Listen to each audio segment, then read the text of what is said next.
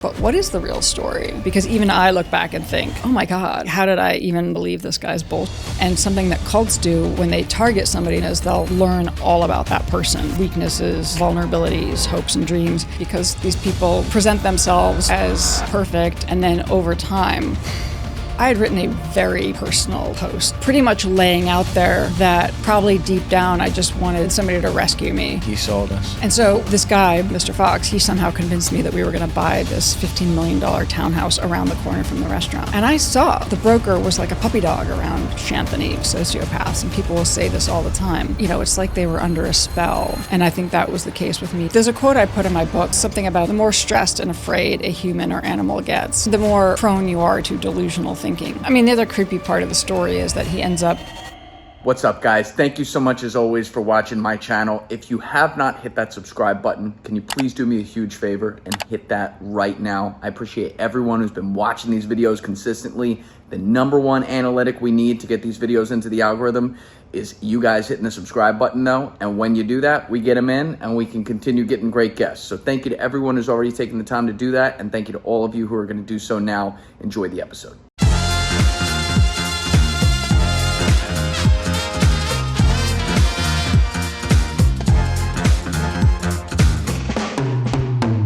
All right, so we're going to figure out how this is afterwards, but we've been recording for a while, and we were going through like all your formative years and relationships and the psychology there and everything, which is very dense, and I really appreciate, I was just telling you off camera, but I want to say again on camera, I really, really appreciate you being vulnerable and going through that, because it is important for people to understand the context, and I think you probably, and through no fault of your own, also couldn't even comprehend some of the things you were going through when you did, because of how young you were or how vulnerable you were and not having other resources there to talk to about it. So I think, you know, being able to give yourself some grace on that as well is really important. And it sounds like you have. But the crux of the reason you're here is because of the whole story that happened to you over the past, decade, 15 years, which was the subject of the documentary series Bad Vegan on Netflix, which, again, we're going to talk about this now during this part of the conversation, but part of that, you didn't like how they deleted out some stuff or didn't portray certain things. Other parts of it, I think, as an outsider, as I was telling you, I think they did you some justice to be able to see that, like, oh, some other stuff was going on here. But you were an award-winning restaurateur in New York City in the Gramercy Park area. You also had a business, we'll get to that, around the food as well. What was it called? Pure Food? And well, the restaurant was called Pure Food and Wine, and then the sort of the more accessible brand with the product line that had been in Whole Foods for a while, and the more casual juice bar takeaway side of it was called One Lucky Duck, and that's how the tattoo generated, or that's where I once I got the logo for that brand, I then got the tattoo. Got it. A brand. So this all ends up because of a very bad relationship. After you have a lot of success, and then it blows up because of what happened there. And I want to get into that psychology. So for people watching this, we'll get the whole story here. And if it is a previous episode, again, I'm deciding this live, like while we're doing it, so I'm not sure. But I will link back the previous episode if that is what it is, so that you can get the context on like how everything got here. But you come out of culinary school, you're 27, 28, something like that. And first of all, because I don't know much about that. I never went to culinary school or anything. Like when you go there, do you pick a specific line like to be an expert in, or is it more general? There's culinary schools that are 2-year programs, and I wasn't going to do that. I just went to a 6-month program in New York City. Back then it was called the French Culinary Institute. I think now it's like the International Culinary something. And it's actually located in Soho. So it was a 6-month program. It was oriented towards restaurant work. And because my mother was a chef and I had learned a lot from her without realizing how much I'd learned from her. And then, so after that 6-month program, I wasn't really sure what I wanted to do in that business, and ended up working with this guy, Matthew, on his cookbook. And then from there, got involved in his restaurant business and then we ended up in a personal relationship. And How then did you meet Matthew? Like, it was. What's funny is that he was. If you asked me back then who was my favorite chef in the city, I would have said Matthew Kenny. And his restaurant, one of his restaurants, was my favorite restaurant in the city. And his first book was my favorite book. And I was talking to somebody about another chef's cookbook, and they said, "Oh, they already hired somebody for that position, but I know somebody else who's looking for somebody. Have you ever heard of Matthew Kenny?" And I was like, "Yeah, my favorite book. That would be amazing." So I went and interviewed with him and got that job right away. okay. And how long did it take for that to develop into a personal relationship as well? I don't know how long it took exactly. It took quite a while, but yeah, he was getting divorced, and actually I got the job, and then part of, I think, what made me realize that I should get divorced is that I was noticing that I was attracted to Matthew, and that there was like sort of a spark there, and it was like, oh shit. And so that's when I ripped the Band-Aid off. With your first short marriage. Yeah. But and the reason I did that too is I knew that we were having enough issues, and we had started fighting, which I couldn't, as we talked about. I can't handle like being in a relationship and fighting a lot.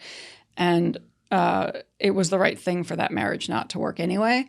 So I think that my noticing that there was like this spark there with somebody else was like, oh, okay, yeah, I got to rip this Band-Aid off. Especially because we were about to put in an offer on an apartment, to buy an apartment. And I'm like, well, that's really going to complicate stuff. Oh, yeah. And I don't want him to, I don't want us to like get into a situation with a mortgage and all that. And so all of that led to me being like, yeah, okay, we should get divorced. Right. And so, and then eventually, I ended up in a relationship with Matthew, and he moved into the apartment where I was living. And some things that should have been clues is just the extent to which I was covering a lot of the bills, even though he had 11 restaurants at the time. 11 restaurants? Yeah, 11 restaurants. In New York? Yeah. No, not all of them were in New York, but he was like you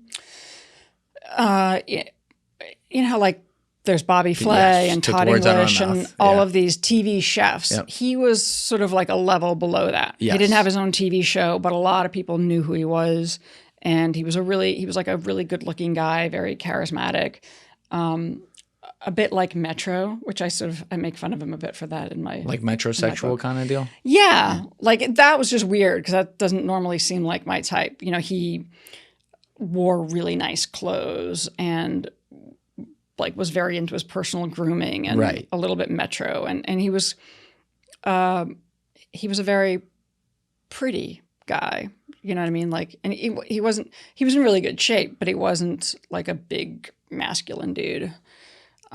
So good looking guy, very charismatic. And we sort of had this shared passion for food and restaurants, and I got involved in his businesses. And as I said, when I got into that relationship, I had money from my prior work at Bain Capital and Bear Stearns, my prior career. And so I got into it. I ended up within the first couple of years in a lot of debt because his businesses were having a lot of issues, and I ended up putting tons of money into it. And and that really sucked.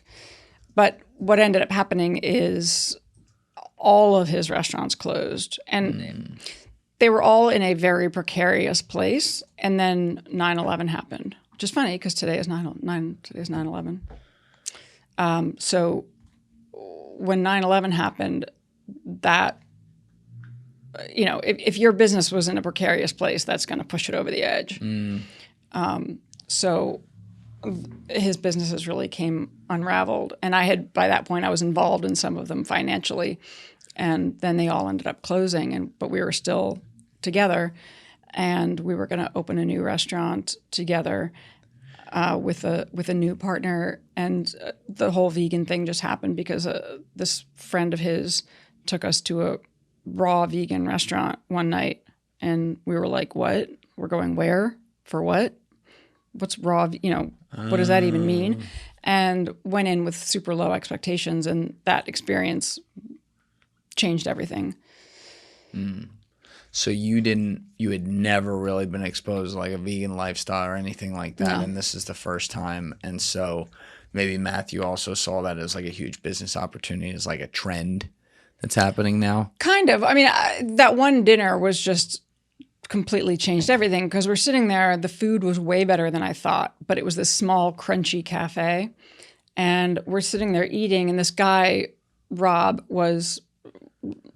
I think at that time he was in his 50s, but like completely like ripped, in really good shape, and was talking about how everything changed for him when he started eating only raw vegan food. While he's telling us this, I'm eating the food, which is a lot yummier than I thought it was going to be, and I feel really good. And I'm also sitting there noticing in this kind of a crunchy place that doesn't have enough AC, and it's not really comfortable. And I'm watching like supermodels coming in to get food to go. And all of this stuff is like, I'm noticing it all in my head. And then we're chatting with this, we chatted with this girl at the next table, and she was talking about how she eats this way now exclusively, and she feels much better, and her life has changed in all these ways. And she's like, yeah, but my friends, they won't come here. And she was like, I wish somebody would open a cool raw food restaurant.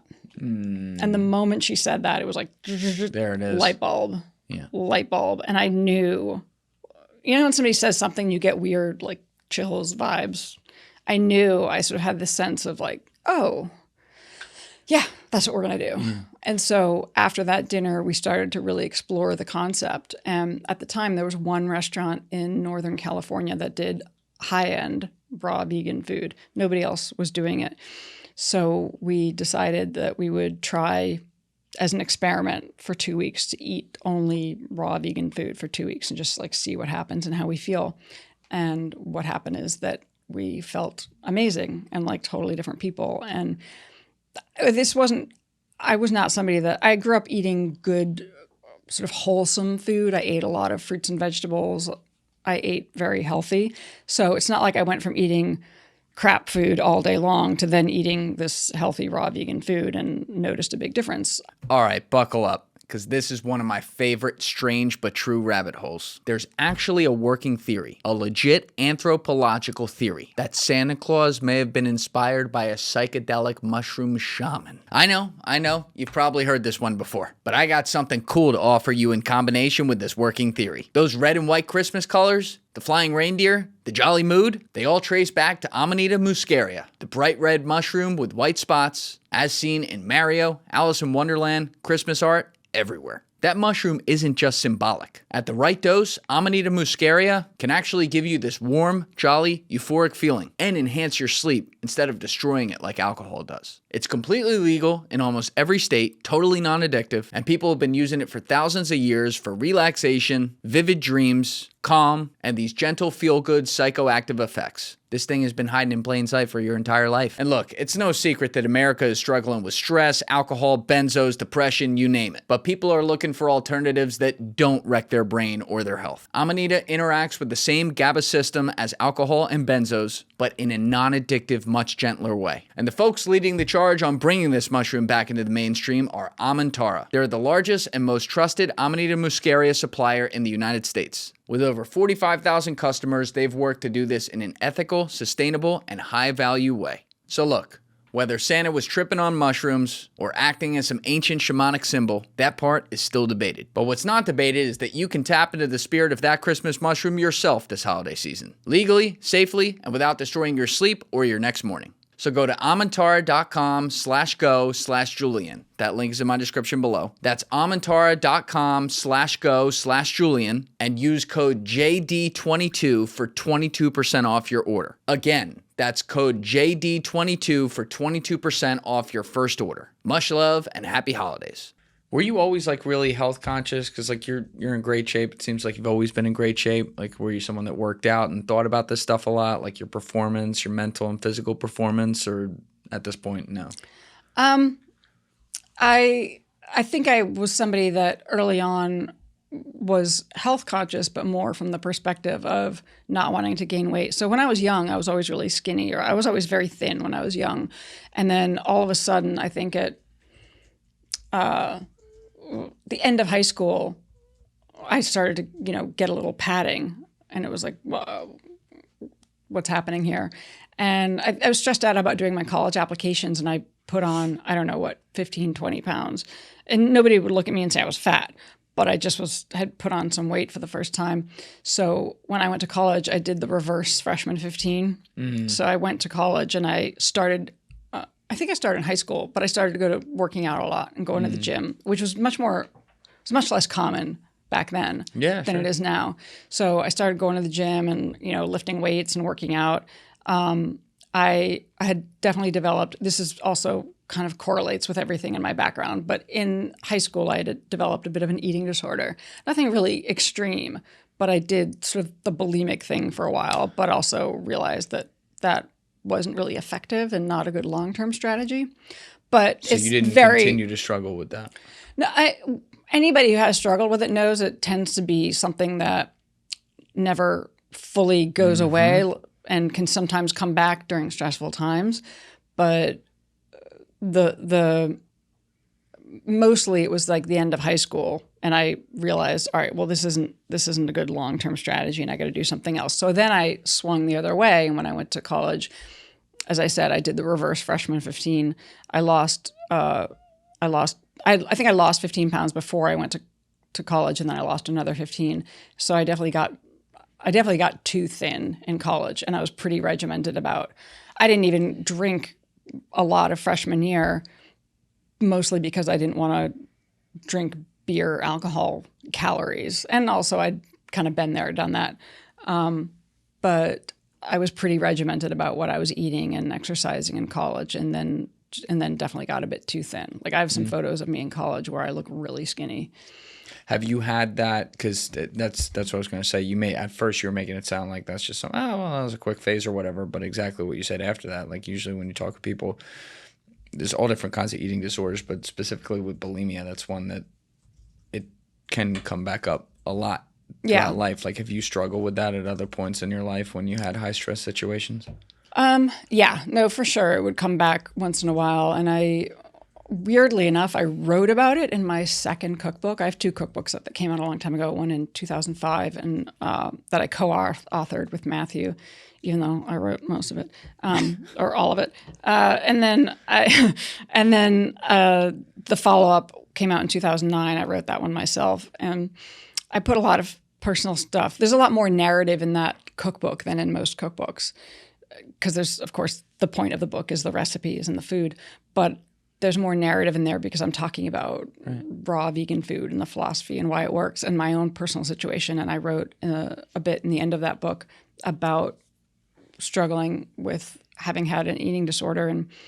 And I also think that it's very common with people who get into eating really, really healthy food. It's a way of almost addressing that disorder.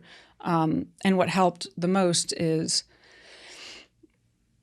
I think I wrote about it in that cookbook because shifting my focus to food being about wanting to be healthy versus just wanting to lose weight. And so when it shifts to being about wanting to be healthy and wanting like vitamins and nutrition and taking care of yourself in that way, it changes your relationship with food. And then it can become less, like I don't struggle with, I'm not going to have a struggle with eating a box of cookies and wanting to puke it up because like I look at the cookies and I don't want to eat it. Like I look at crappy food and I don't want to eat it. You're thinking about how you feel after. Yeah, and just knowing, I look at it and I look at it and I see the ingredients and I don't want that. I don't want to ingest that. So, if I were to like binge, I'd binge on like something healthy and just too much of it. Right.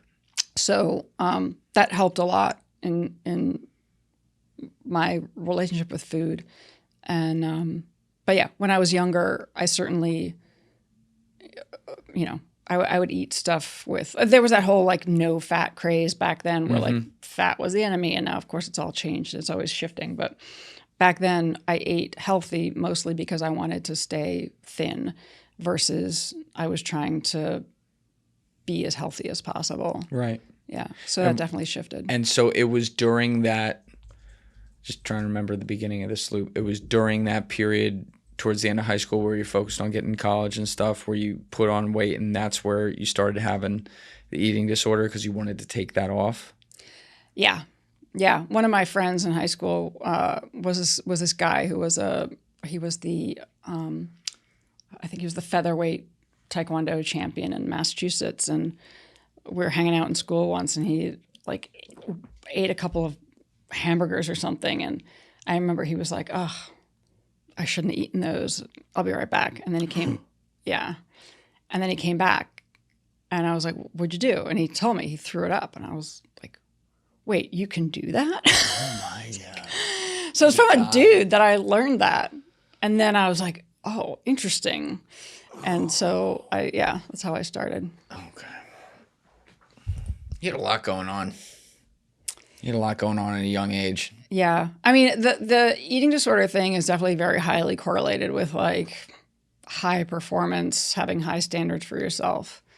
A couple other things too. Yeah. Yeah, it's definitely, and it's correlated towards like some of the things that might have been psychologically instilled in you with some of the younger relationships that we talked about, where you struggle with self-worth and things like that. Those are some common threads. But so you get this idea to do this restaurant with Matthew, especially after not just sitting in the first one and realizing that there's a market for this, but then actually trying out that lifestyle for a couple of weeks and feeling good and performing well, and you're starting to believe in it and do research in it. But real quick, before that, you said he had these 11 restaurants and they were all going up in smoke at the same time, and it kind of got dovetailed off or finished off, I guess, with 9/11. Why specifically were they all going up? Was he just biting off more than he could chew too quickly and investing too much money? Yeah, well, so I think he had some early successes and then thought he could just kind of keep repeating that, and also just was not, I mean, I didn't see it at the time, but he would open a new restaurant and spend all kinds of money on useless shit and just didn't really care, and would buy super expensive chairs and I don't know. I mean, I wasn't there when he was building his businesses. By the time I stepped in, they were already in a really bad place, and I didn't really see it because I wasn't doing a bunch of due diligence. Right. I trusted him. So, they did sort of one by one closed, and he was downsizing and downsizing and downsizing. And then, and then 9/11 sort of really pushed it over the edge. Where were you on 9/11? We lived not that far from it, so I was standing on the street watching when the second plane hit. Oh my God. It was the day, I remember, it was the day after my birthday. Mm-hmm. And oddly enough, I remember the moment, because Matthew left before I did, and then he called and said, "You got to come outside right now." But I remember this friend of mine had given me a whole thing of cupcakes, and I remember I was sitting there obsessing over like wanting to eat the cupcake, but not wanting to eat the cupcake. And then that's when 9/11 happened. Yeah. And so I went outside, and we lived on Christopher and Greenwich Street, so it's not that far. Yeah, you're right there. Yeah, so we could see it like right there. And we're standing there with a bunch of other people watching and going, wow, like this is fucked up. That's crazy. A plane flew into the World Trade Center. What a insane accident to happen. And you're watching that, having all those thoughts, and then the next plane comes and goes right through. And that, like, I have goosebumps, goosebumps right now just saying that, because it was this fucked up moment of realizing, fuck, that was intentional. And like, what's going to happen next? So we went back inside. So I was not standing there when they fell. I was inside our apartment. We lived in this building on at 666 Greenwich Street, and we went inside, and the TV was on, and Matthew still had restaurants open then, so he was calling, and I remember noticing how like all about business he was acting and being really oddly, eerily impressed by that. But it was also a little bit unnerving. You know, he was kind of like all business as opposed to being sort of horrified or afraid or concerned about people's welfare. It was more about like, are we opening? Are we closing? What are we doing? You know?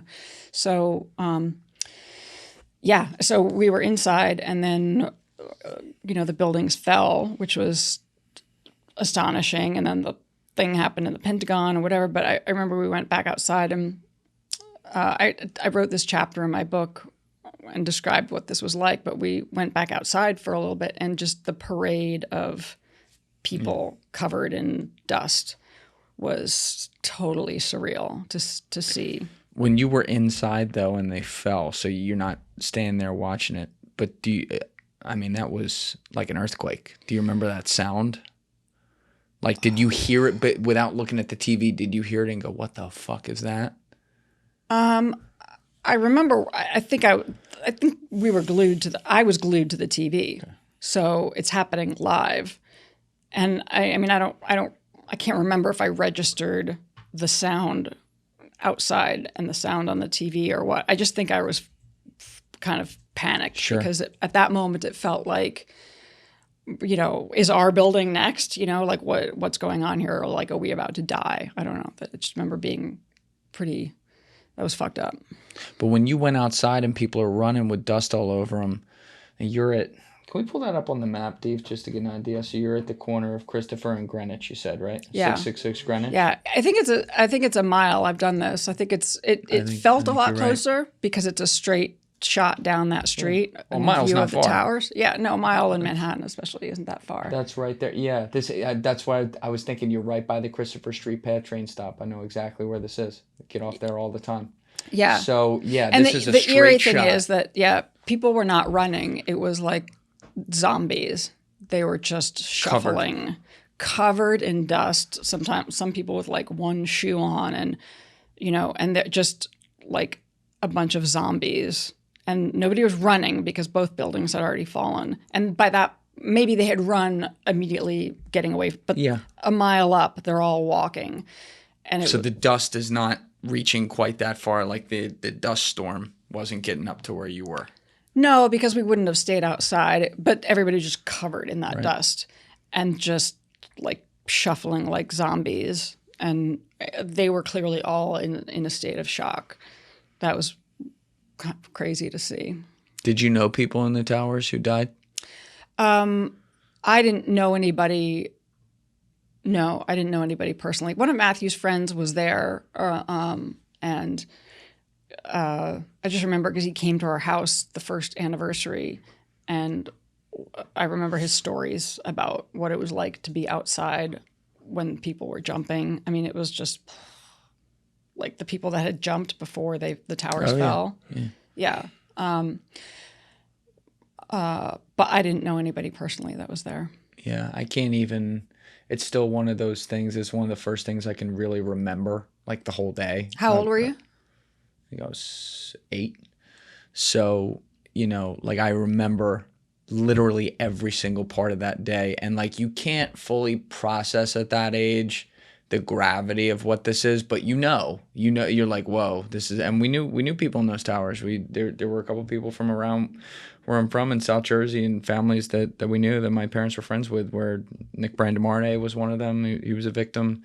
There was another one whose name is escaping me right now, but he was a Mantua guy and my mom was friends with the family. It's like, you know, that part hit home and it's just so insane that like this place right here that we're looking at on the wallpaper, obviously, like this is a newer version of the skyline that has Freedom Tower, but that this could get invaded and like you could have a couple skyscrapers there and then 102 minutes later they're gone, you know. But I've watched so many documentaries over the years just as like a memory of like this formative part of my childhood that also represented this moment where the chapter of the book of the world changed, right? Like it flipped from the riding high 90s immediately into this new kind of dark chapter that we still have pieces of playing out very much today that have changed the world and had reverberating effects. But, you know, to put in perspective just the human stories like you speak of,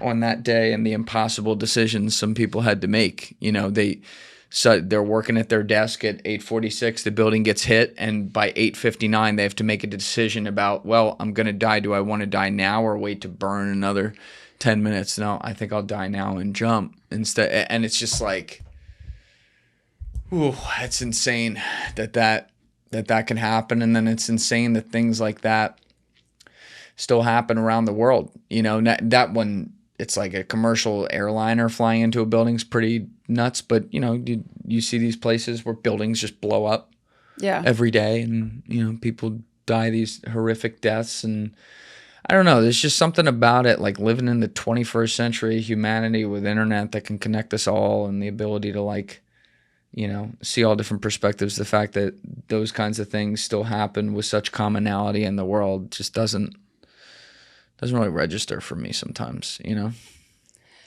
Yeah. I mean, it's hard to confront people that are fine with initiating those types of acts. Mm-hmm. You know, I mean, it fits right into the conversation about sociopathy and certain types of personalities where they view other human beings as chess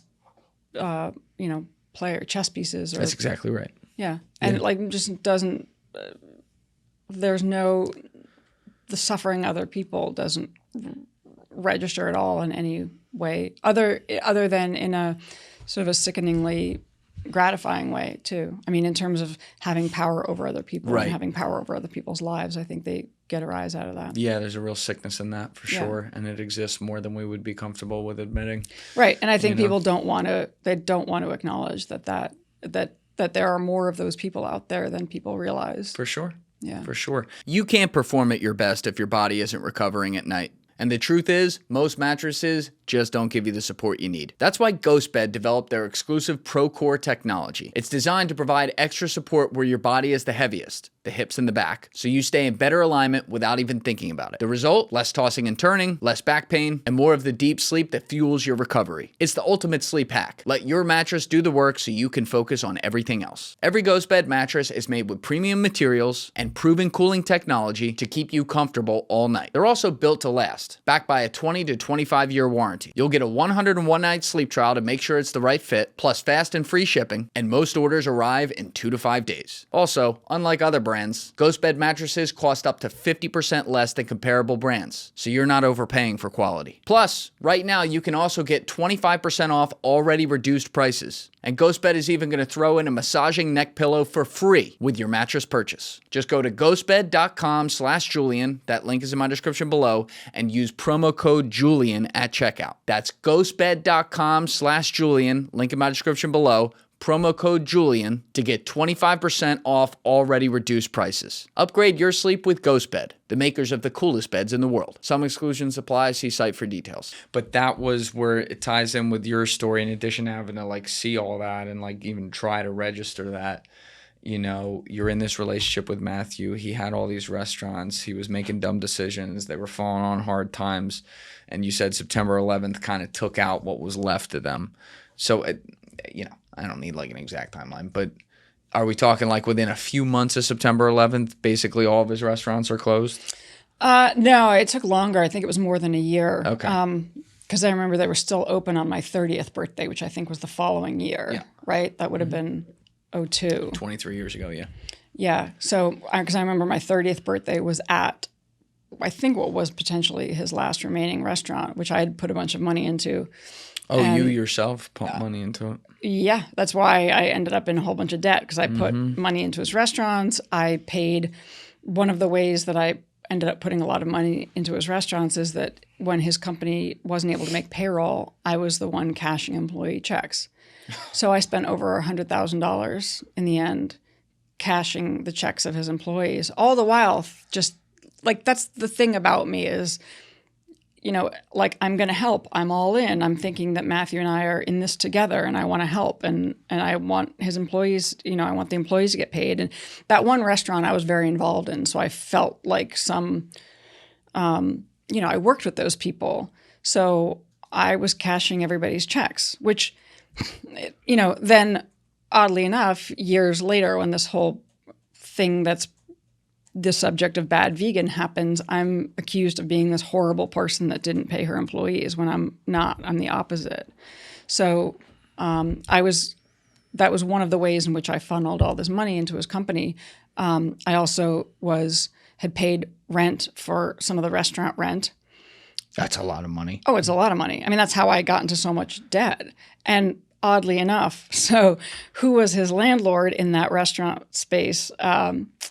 Just if you could guess who his landlord was in that restaurant space where the final last restaurant was, who then subsequently sued Matthew and also sued me because I had paid the rent. Is he sitting in the Oval Office right now? Yep. Come on. Yeah, this woman Tina Brown once said, I think she said... Wait, Tina Brown, like the Vanity Fair lady? Yeah, she said, you're nobody in this city unless you've been sued by Donald Trump. And I'm like, I've been sued by Donald Trump. I remember I've really Sarma. made it. I've made it. I sued her. We worked it out. Nice lady. Yeah. It's funny because I almost went to a meeting with him and this other guy. So I almost would be able to add to the story by saying I was in his office. And I'm glad that didn't happen because it's just weird. But I was going to go to a meeting where to discuss that whole situation. But with his financier, Jeffrey Epstein, was that the email invite? Jeffrey Epstein was not involved, but another guy named Jeffrey was involved. Oh, God. All right, you're scaring the shit out of me over here. That was like a joke, but goddamn. I know. I had some weird near misses. Like I had a weird interaction with Harvey Weinstein, too. That was like a near miss. All right. Let's go back to that near miss. How did that happen? That was just, I passed him. This was when I split up with Matthew. I'm running Pure Food and Wine, the restaurant, and One Lucky Duck on my own. And I'm walking down 14th Street. For some reason, I was walking west and sort of towards the meatpacking area. And I saw him on the street. I knew who he was, Harvey Weinstein of Miramax. And I just remember thinking it was so weird because he wasn't in front of now I understand there's one of those sort of private club type places that was there, but he wasn't in front of like a loud, busy restaurant. Yeah. But he was standing on the street talking on his cell phone. And I remember as I was approaching, I was like, that's Harvey Weinstein. And I think I'd seen him at some parties and events, and I saw him once subsequently at a book party. But as I was walking towards him, he saw me and he like put the phone down and said, hi. And of course, I'm like, it's Harvey Weinstein. I said, hi. And so we started to have a conversation. And he said, are you an actress? It's so gross. He said, are you an actress? And I said, no. Some random lady on and he said, do you want to be? Oh, come on. Yeah. And I said, no. Oh my God. What a sick, I mean, we know he's a sick right. fuck, I mean, but we didn't know any fuck. of this back then. I mean, nobody knew any of it back then. And I just, and meanwhile, I felt awkward because whoever he was talking to on the phone was like is sitting there in his hand. He kind of said, hold on.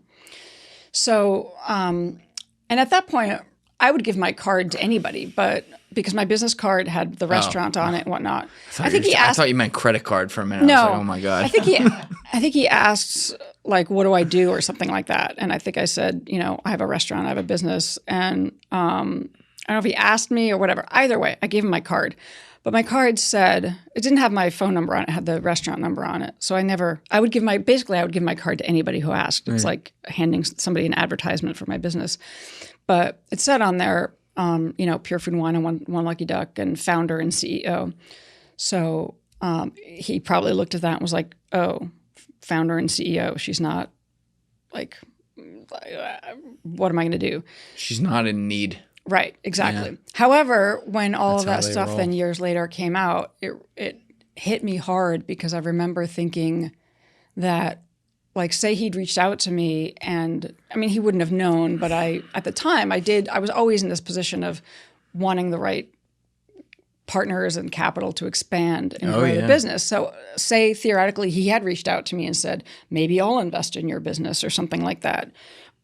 And come have this meeting with me in my hotel or come meet me at in the lobby of such and such a hotel, and then some female brings you upstairs. Anyway, it just, knowing that I could have been in that situation and knowing probably what the outcome would be, which is that you get in that situation and then you freeze and like think that suddenly it's your fault and you shouldn't have come up there, and what do you do? Right. And then yeah.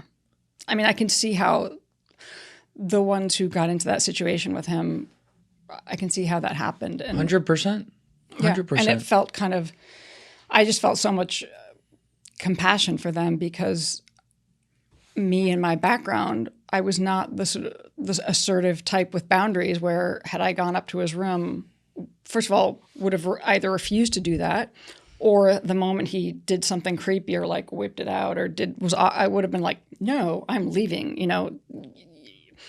Instead, you like freeze in the moment and don't know what to do. And then that then allows the opportunity for the bad shit to happen. And then suddenly you're like, well, I don't want to make them mad. And that's how that stuff happens. Yeah, and in this case, like, who the guy is too. So there's fear because he's like a powerful guy. And I mean, at least, for me, it probably might have been different, because what's he going to do to me? I'm not trying to make it as an actress. So he wouldn't have had the same type of, I wouldn't have necessarily been as afraid of him. But that's still crazy that you are someone he doesn't know. You're just a normal, attractive lady walking on the street, and he says, "Are you an actress?" like he's that comfortable in that type of. It might have registered that he knew that I recognized him. You know what I mean? Like, because I looked at him and he probably could tell that I knew that he was Harvey Weinstein. Right? Because he's not a good looking dude. No. Right? No, he's so not. If I looked at him and had that moment of recognition in my face, and there was like hardly anybody around, so it's not strange that he noticed me walking down the street. Because I don't know what time it was, but I just remember it was definitely dark. And there weren't a whole lot of other people around. Oh, my God. But yeah, years later, I remember thinking, like, oh. That's wild. Yeah. Hey, guys, if you haven't already subscribed, please hit that subscribe button. It's a huge, huge help. Thank you. Well, we got into this because you ended up getting sued by Donald Trump because you're trying to pay down the rent of your boyfriend who's throwing these restaurants technically like down the tubes and then dragging you into it. So you had said this towards the very end of before we took a break, but Matthew was the first guy that you can consciously look at from a financial situation at least, and like pulling you in onto his own actual problems as a relationship. This was probably the first time you encountered like a full-blown sociopath in that way. I might have something to say about some of the high school relationships, but leaving that aside, like this dragged into affecting your net worth in an extremely negative way, affecting your boundaries in every possible way, and you trying to help someone and please them in a way that was completely detrimental to your life. Yeah. And the fact that he would,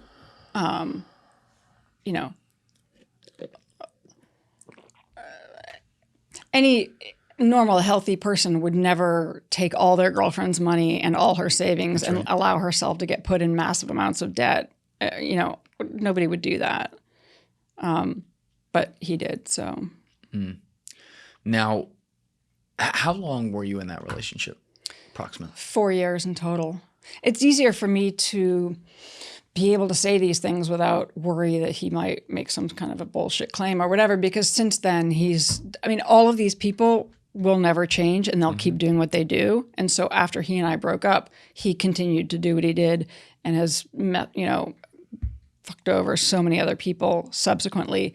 And then there are a couple of big articles, one in the LA Times and one in the New York Times, that really expose a lot of stuff he's done subsequently. So, it's not like he could argue that what I'm saying isn't true or whatever. No, I understand that. Abundantly clear that he's not a good dude. But so it's when you're putting the money into his failing restaurants, this is in the period right after 9/11, I guess like leading up to it a little bit. So you've been dating him for a couple years. What was like and I'm going to come back to the initial idea of the vegan restaurant in a minute, but what was kind of the straw where you finally realized like, ooh, I got to get away from this guy?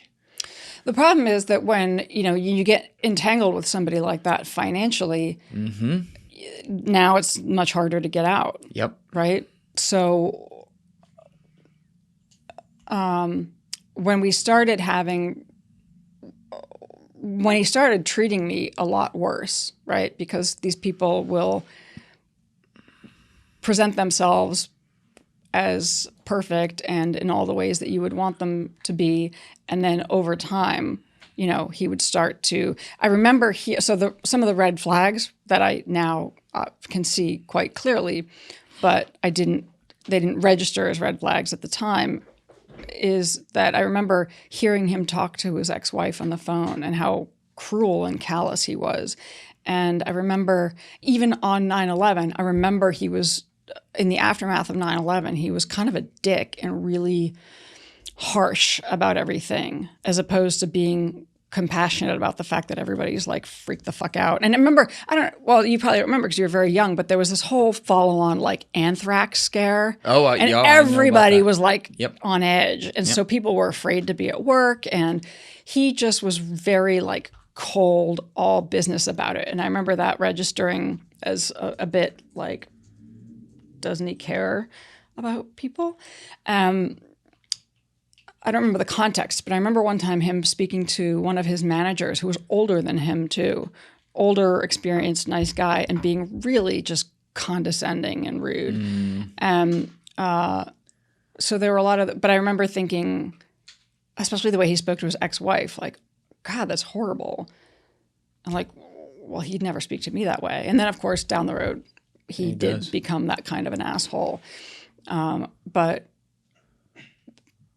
And I started to resent him more and more for the financial stuff. And also because you would think that having put me in a whole bunch of debt, he's not going to go like spend money recklessly and take, expensive taxi rides instead of the subway, or like, I remember one time I think he, or like have an expensive gym membership. It's like he had to live a certain lifestyle and have nice clothes and fancy things. And so then I'm getting really resentful of the fact that he's still, I'm racking up more and more credit card debt, and he's like wearing cashmere socks. Like, what the fuck? And his employees, when the restaurant finally did close in the end, and I'm like fully drained, I'd already spent over $100,000 covering their payroll and paychecks. But when it closed in the end, and now I'm in debt too, a bunch of his employees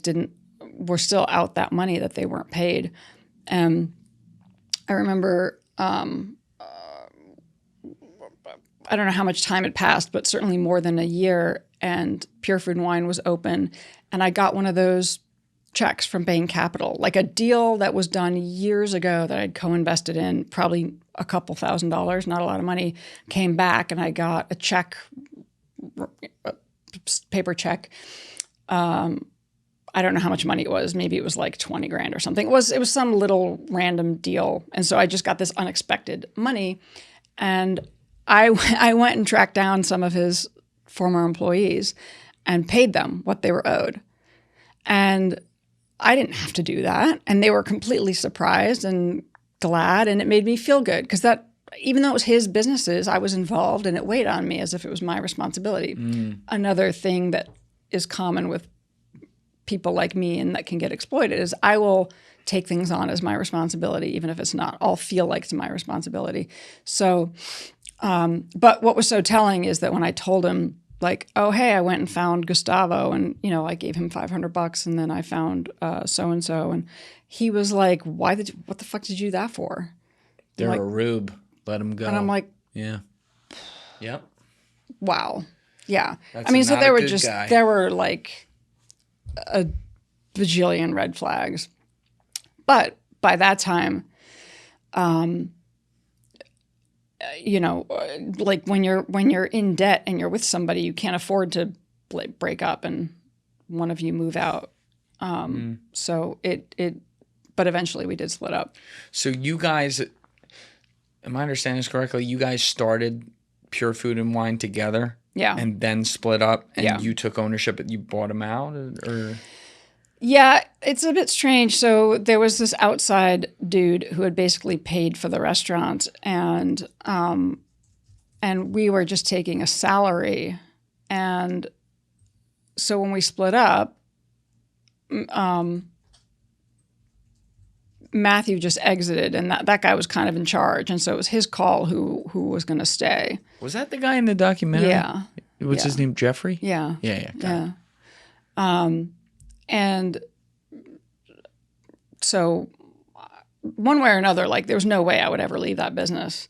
I mean, I was very attached to it, and I think it was abundantly clear that the people that worked there were very attached to me. And so even Why though were Matt, they very attached to you? because I'm the one that gives a shit. Like I'm the one that takes care of them. Matthew was a dick. He was kind of a dick to a lot of. They didn't like him. You know, they didn't like him, and so, and I think this guy Jeffrey saw too that I was the more responsible party. And so even though Matthew was the one who had a reputation as a chef, you know, the restaurant's already established. So one way or another, Matthew left and I stayed. So at least, even though I ended up in a bunch of personal debt from that relationship that I never got out of, I felt like, well, you know, I found my through this relationship, I ended up stumbling upon this whole raw vegan concept, and then that led me to my purpose. And now, you know, I have this restaurant, and the One Lucky Duck brand I'd started on my own. So that was really mine. That part was my part of the business. I started that. A friend of mine put a little bit of money in, and I started that e-commerce website and the brand and all that. And so, that was really mine. Anyway, and so Matthew left and I stayed. So I felt like even though I went through that disturbing relationship, at least it led me to my purpose. And now I'm growing this business and I have, you know, my future ahead of me and all that.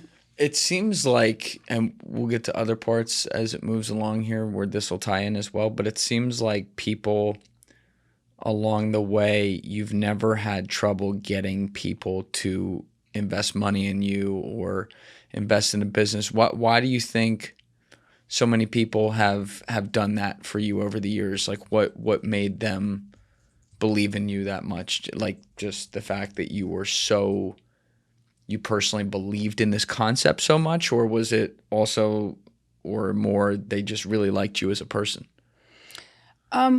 I think that, it's funny when people say that because asking for money or asking for investment is like makes me queasy. But I think that a lot of successful investors will say that they're investing in the people, right? And so they'll look at the numbers, but it's more about is the founder, are they living this? Are they passionate? Are they sincere? And that's the kind of thing that you can tell and you get a sense for. And I think that, for all my insecurities and, lack of boundaries in my personal relationships and whatnot, I really believed in that business, still do. It meant everything to me and it was my priority. Yeah. So you're doing this for a while and you had said a few minutes ago, during this whole time, you still are carrying that debt from the old days. So you could never fully get out of that hole, even despite I never got out of that debt. The restaurant always did really well, but the one time that we struggled was the 2008. There was like a whole economic downturn in 2008. Oh, yeah. And a lot of restaurants in New York got taken out. A lot. Like a lot of really, especially high-end restaurants got taken out. So like that would be a time where I went for months at a time without paying myself any salary. So I just could never get out of that debt that I owed because it was a lot. It was overwhelming. And then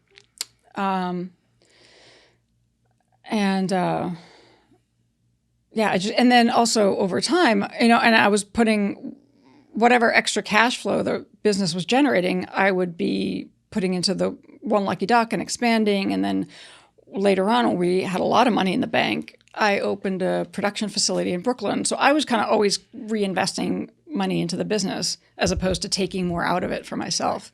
And I just always had that long-term vision that, well, my personal debt sucks, but it's not a big deal because eventually I had such big visions for the business that I just was putting money back into the business, and I thought eventually that'll get taken care of down the road. Yeah, it'll just suddenly hockey stick or something Yeah. like that.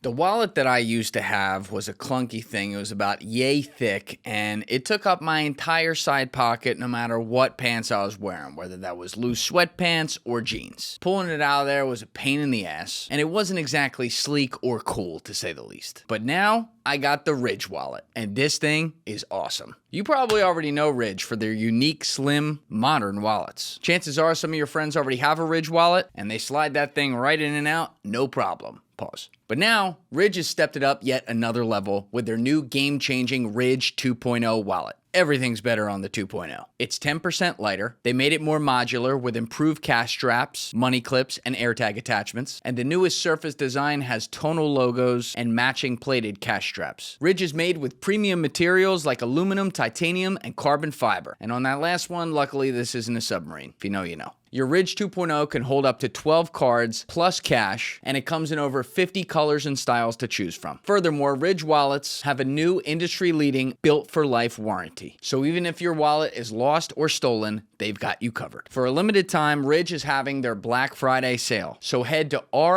ridge.com to get up to 47% off your order. That link is in my description below. This is by far the biggest discount Ridge has given all year long. So once again, use that link in my description to head on over to ridge.com and get up to 47% off your order with their biggest sale of the year. After you purchase, Ridge is going to ask you where you heard about them. Please support our show and tell them I sent you. What are your relationships like during this time period? Pre-Anthony and post-Matthew? That's when I met that guy, Tobin. Oh, right. And okay. I was with him for 4 years. Okay. Yeah. So how did Anthony first come into your life? So I met him because he had been tweeting with Alec Baldwin, and Alec Baldwin and I had a very brief little thing. I would call it a friendship. Friendship with benefits? No, not. I did not.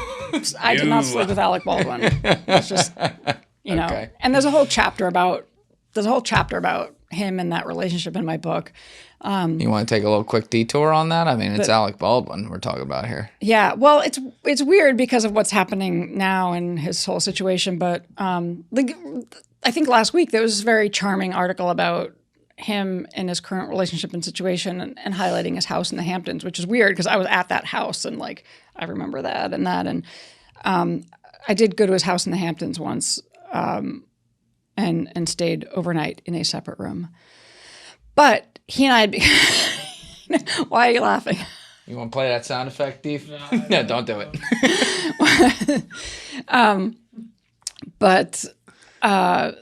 Yes. Anyway, Alec, I thought was significantly older than me. I think he is 16 years older than me.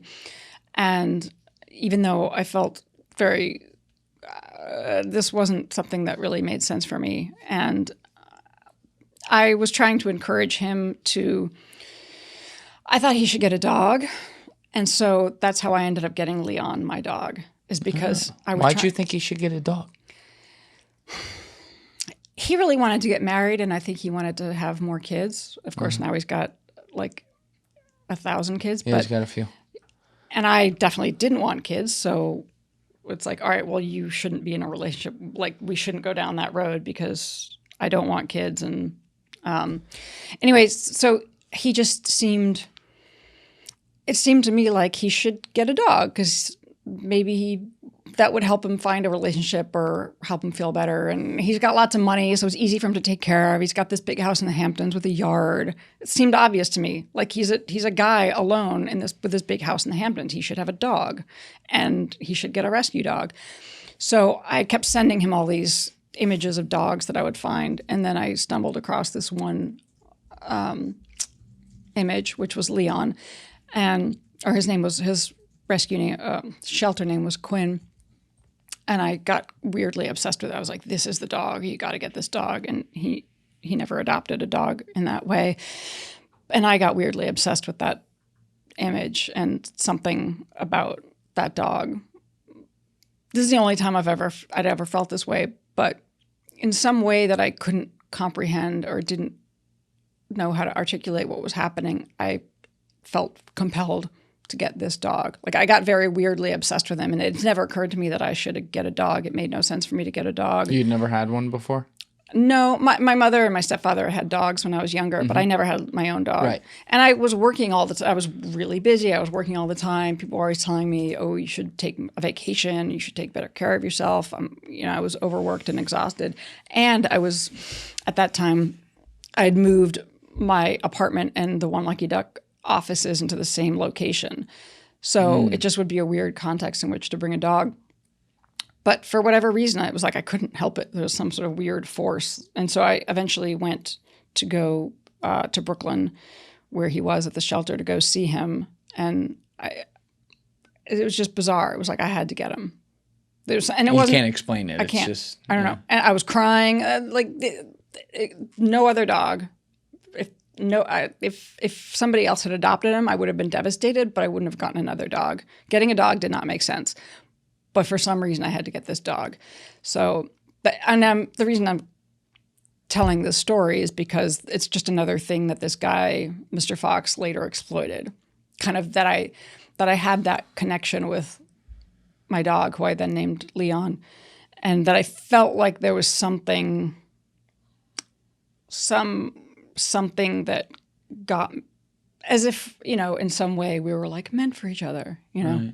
Why'd you name him Leon? Change his name? Well, I was advised by the trainer at the shelter that it's good to change their name, like new space, new life, new name. But I did consider leaving his name Quinn. I kept it as a middle name. But he... did you ever see the movie The Professional? I knew it. I knew it was going to be Leon. And I'm like, are you just waiting to add that into the psychoanalysis cocktail? I knew it. Yeah, that movie is my favorite movie. That's your favorite movie? Yep. Yeah. Leon's protecting a vulnerable young girl. Yep. I knew it. I fucking knew it. My favorite movie. And so I named him Leon. And of course, I always wanted to get a cat named Matilda. But so yeah, I named him. His official full name was Leon Quinn Trujillo Sterling Britt. Trujillo was for Rob Trujillo from Metallica, who I loved him, had such a thing for him. And that was his full name. So wow. Yeah. So yeah, you can definitely, that's another little rabbit hole to go down. But that movie, the first time I watched it, I think I cried for like an hour afterwards. When did you watch it? I was in Boston working for Bain Capital, and I'd gone to the local Blockbuster and rented the VHS I remember tape. Blockbusters. Yeah. Okay. So I was little, but yeah. Yeah. So the videotape, and I mean, I forget what year it came out, but it must have been a couple of years. I think it was after that. 94. So you watched it a couple years later or something like that. Okay. Yeah, a few years later. Yeah. And you cried for an hour after watching I just remember crying a lot afterwards. Did you think about why? At that time, no. I wasn't thinking about why in particular. So why now? Affected me so much. Like, do you know now why it affected you so much? I'm sure it's just having identified with the Matilda character. Mm-hmm. And I think also, it's very brief, but I think in the beginning it's clear that she sort of doesn't fit in with her family. And then, what happens in the beginning of that movie. And then he's, of course, like protecting her. Wow. All right, so you wanted Alec Baldwin to get the dog, but then you get the dog. You name Leon, and you didn't date Alec Baldwin. No, we sort of slid into the friendship zone. But he would have had to be meeting Hilaria at that point, right? He met her after, so he met her at my restaurant. You did it. No, I didn't. Everybody thought that I did, especially when the whole thing about our Spanish accent came out. People thought that like somehow I'm behind this. Yeah, Sarma's like, that's bad for my brand. Yeah. Don't know anything about it. Yeah, no, so he came to the restaurant and I wasn't there that night. He called me and I was sitting on the couch at home and I always lived right near the restaurant, but I had like come home, put on PJs, was like watching TV and completely exhausted and chatted with him on the phone a bit and then hung up and I don't think I knew if he was staying or what. I don't know. But one way or another, I remember my friend Justin, who was who had been my dog trainer, walker at the time, but we were also friends. He texted me and was like, "Hey, Alec is here." And I was like, I know. He called me. And then he was like, "Oh, Alec's talking to some hot brunette." And I'm like, well, I don't need to, who cares? Don't tell me that. Anyway, it turns out that was Hilaria. But I was not there, had nothing to do with it. Never met her before that, didn't know her. I had nothing to do with setting them up. You weren't like a little jealous? Like a little? Oh, no, it definitely, I wasn't jealous, but the fact that I had thought that he was too old for me, and there was a 16-year age gap, and then he ends up with her, and she's so much younger than me. It definitely, I mean, I was at an age where you start to feel very vulnerable about your age as a female. And so it definitely made me feel weird. But I wasn't jealous like, ooh, I want to be with him, because I didn't, you know. And I generally, you know, there was something about Alec where, you said something about this before. There's something about Alec about when I met him, we became very quickly weirdly close in this way. You ever meet somebody where you feel weirdly like you already knew them? Oh, yeah. Like in a past life, if that's a thing. Oh, yeah. Yeah. So that's happened to me a number of times. And that I felt that way with him because I felt incredibly comfortable around him, like just fully at ease. Like I went to his house in the Hamptons and it was like, oh, I just felt very relaxed and I felt, and I cared for him very deeply. Like I felt like I loved him, but in this way where I want him to be happy.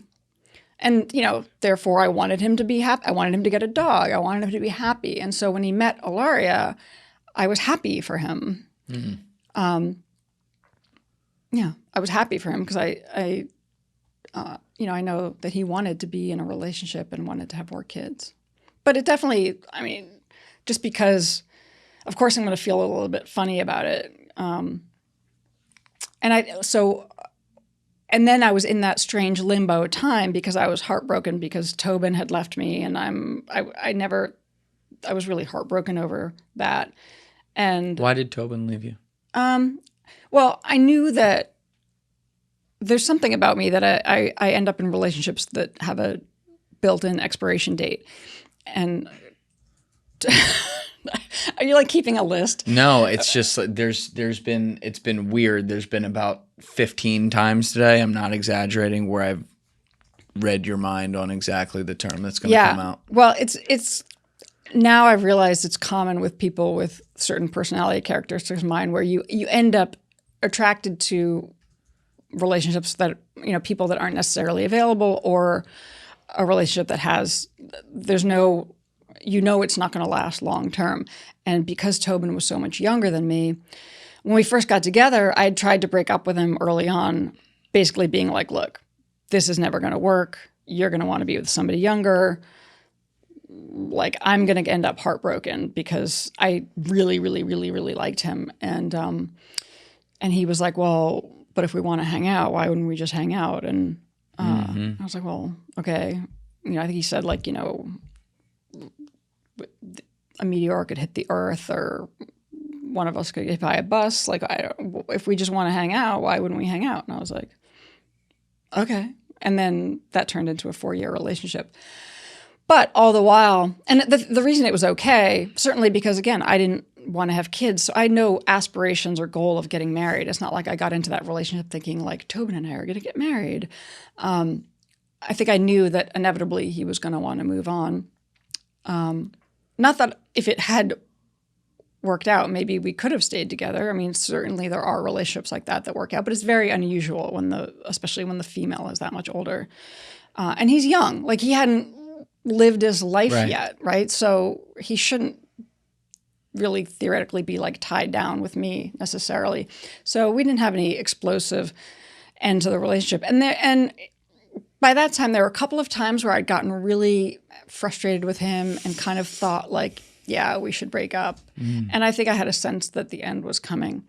So, but yet I couldn't be the one to break up with him. I didn't want to. It's like I loved him, and it would have hurt too much, and I didn't. So eventually, he was the one who was like, "Yeah, I think I should move out," and it wasn't it was like this slow, agonizing breakup because it just happened at like this glacial pace that was gut wrenching. So first he moved out into his own place, which made total sense because once I combined the One Lucky Duck office with my home space, now it was a bit awkward for him because my people that worked for me were around during the week, and I think for him too, he probably just felt. I think he felt like he needed to be more on his own. I think he was conscious of the fact that I never had an issue with the fact that like I'm paying the rent. I never asked him for any money. I'm paying the rent and I'm paying the bills, and he had a job and whatnot. But that was fine. I would have paid all those expenses anyway, whether he lived there or not. So it wasn't like I resented him. I didn't think he was taking advantage of me in that way. You didn't think he was freeloading, right? No, not at all. But I think as a dude, I think he sort of felt like it was maybe a bit emasculating, or I don't know. But anyway, he went and got an apartment, a really shitty tiny room in some place in Brooklyn. And then eventually he ended up moving back to Colorado with, he was in a band and they all moved back to Colorado, which was devastating for me too, because his, one of the guys, I was really friendly with all of his friends too. And one of the guys that was in his band was Jonathan, who was a manager at my restaurant. So when I met Tobin, it was kind of in the context of him working in the juice bar and takeaway at my place. So I hired him there. But once we started a relationship, it was like, yeah, you can't work for me too.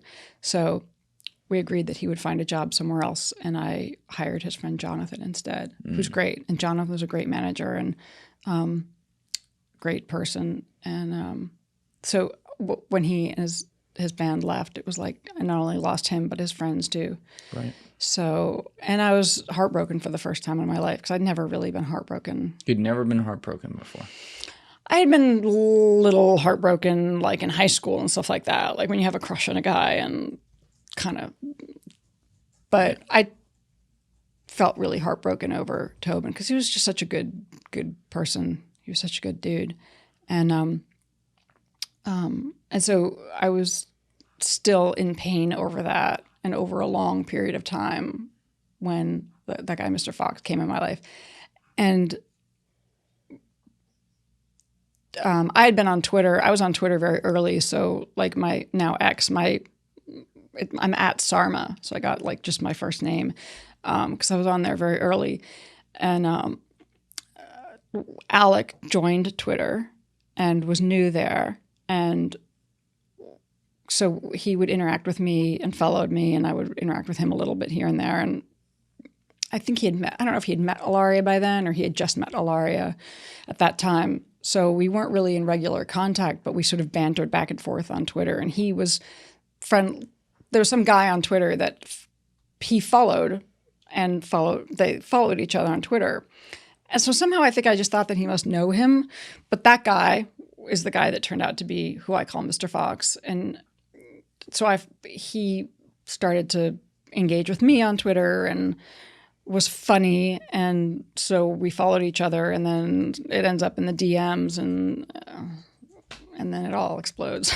And so how I forget, I get it mixed up. Did he introduce himself as Anthony once you knew him, or was it Shane? He said his name was Shane Fox. That's why I called him Mr. Fox. Right. So it's Shane Fox, but his real name was Anthony Sturgis, right? Anthony Strangus. Strangus. Wait, sorry. I don't know why that made me laugh. Listen. Anthony Strangus. But right. yeah, so his real name was that. And what did he say he was? So you're just texting with him. You're in the DMs. Yeah. What is he? He's very mysterious about his identity. And and looking back, it's all of it. The whole story is like humiliating looking back, because even I look back and think, oh my God, like how did I even believe this guy's bullshit? But again, it's just my wiring. I'm not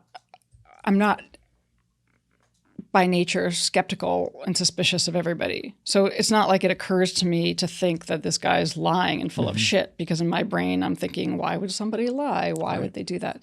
So he's very mysterious about his identity, and there was something very intriguing about him. And he's, of course, doing all of this deliberately.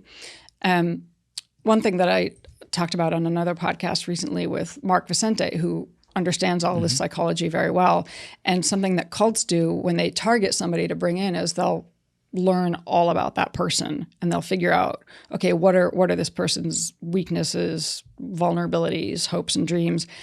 And this guy, Mr. Fox, he was asking me a lot of questions, so I'm giving him a lot of information, not knowing that he's kind of data mining.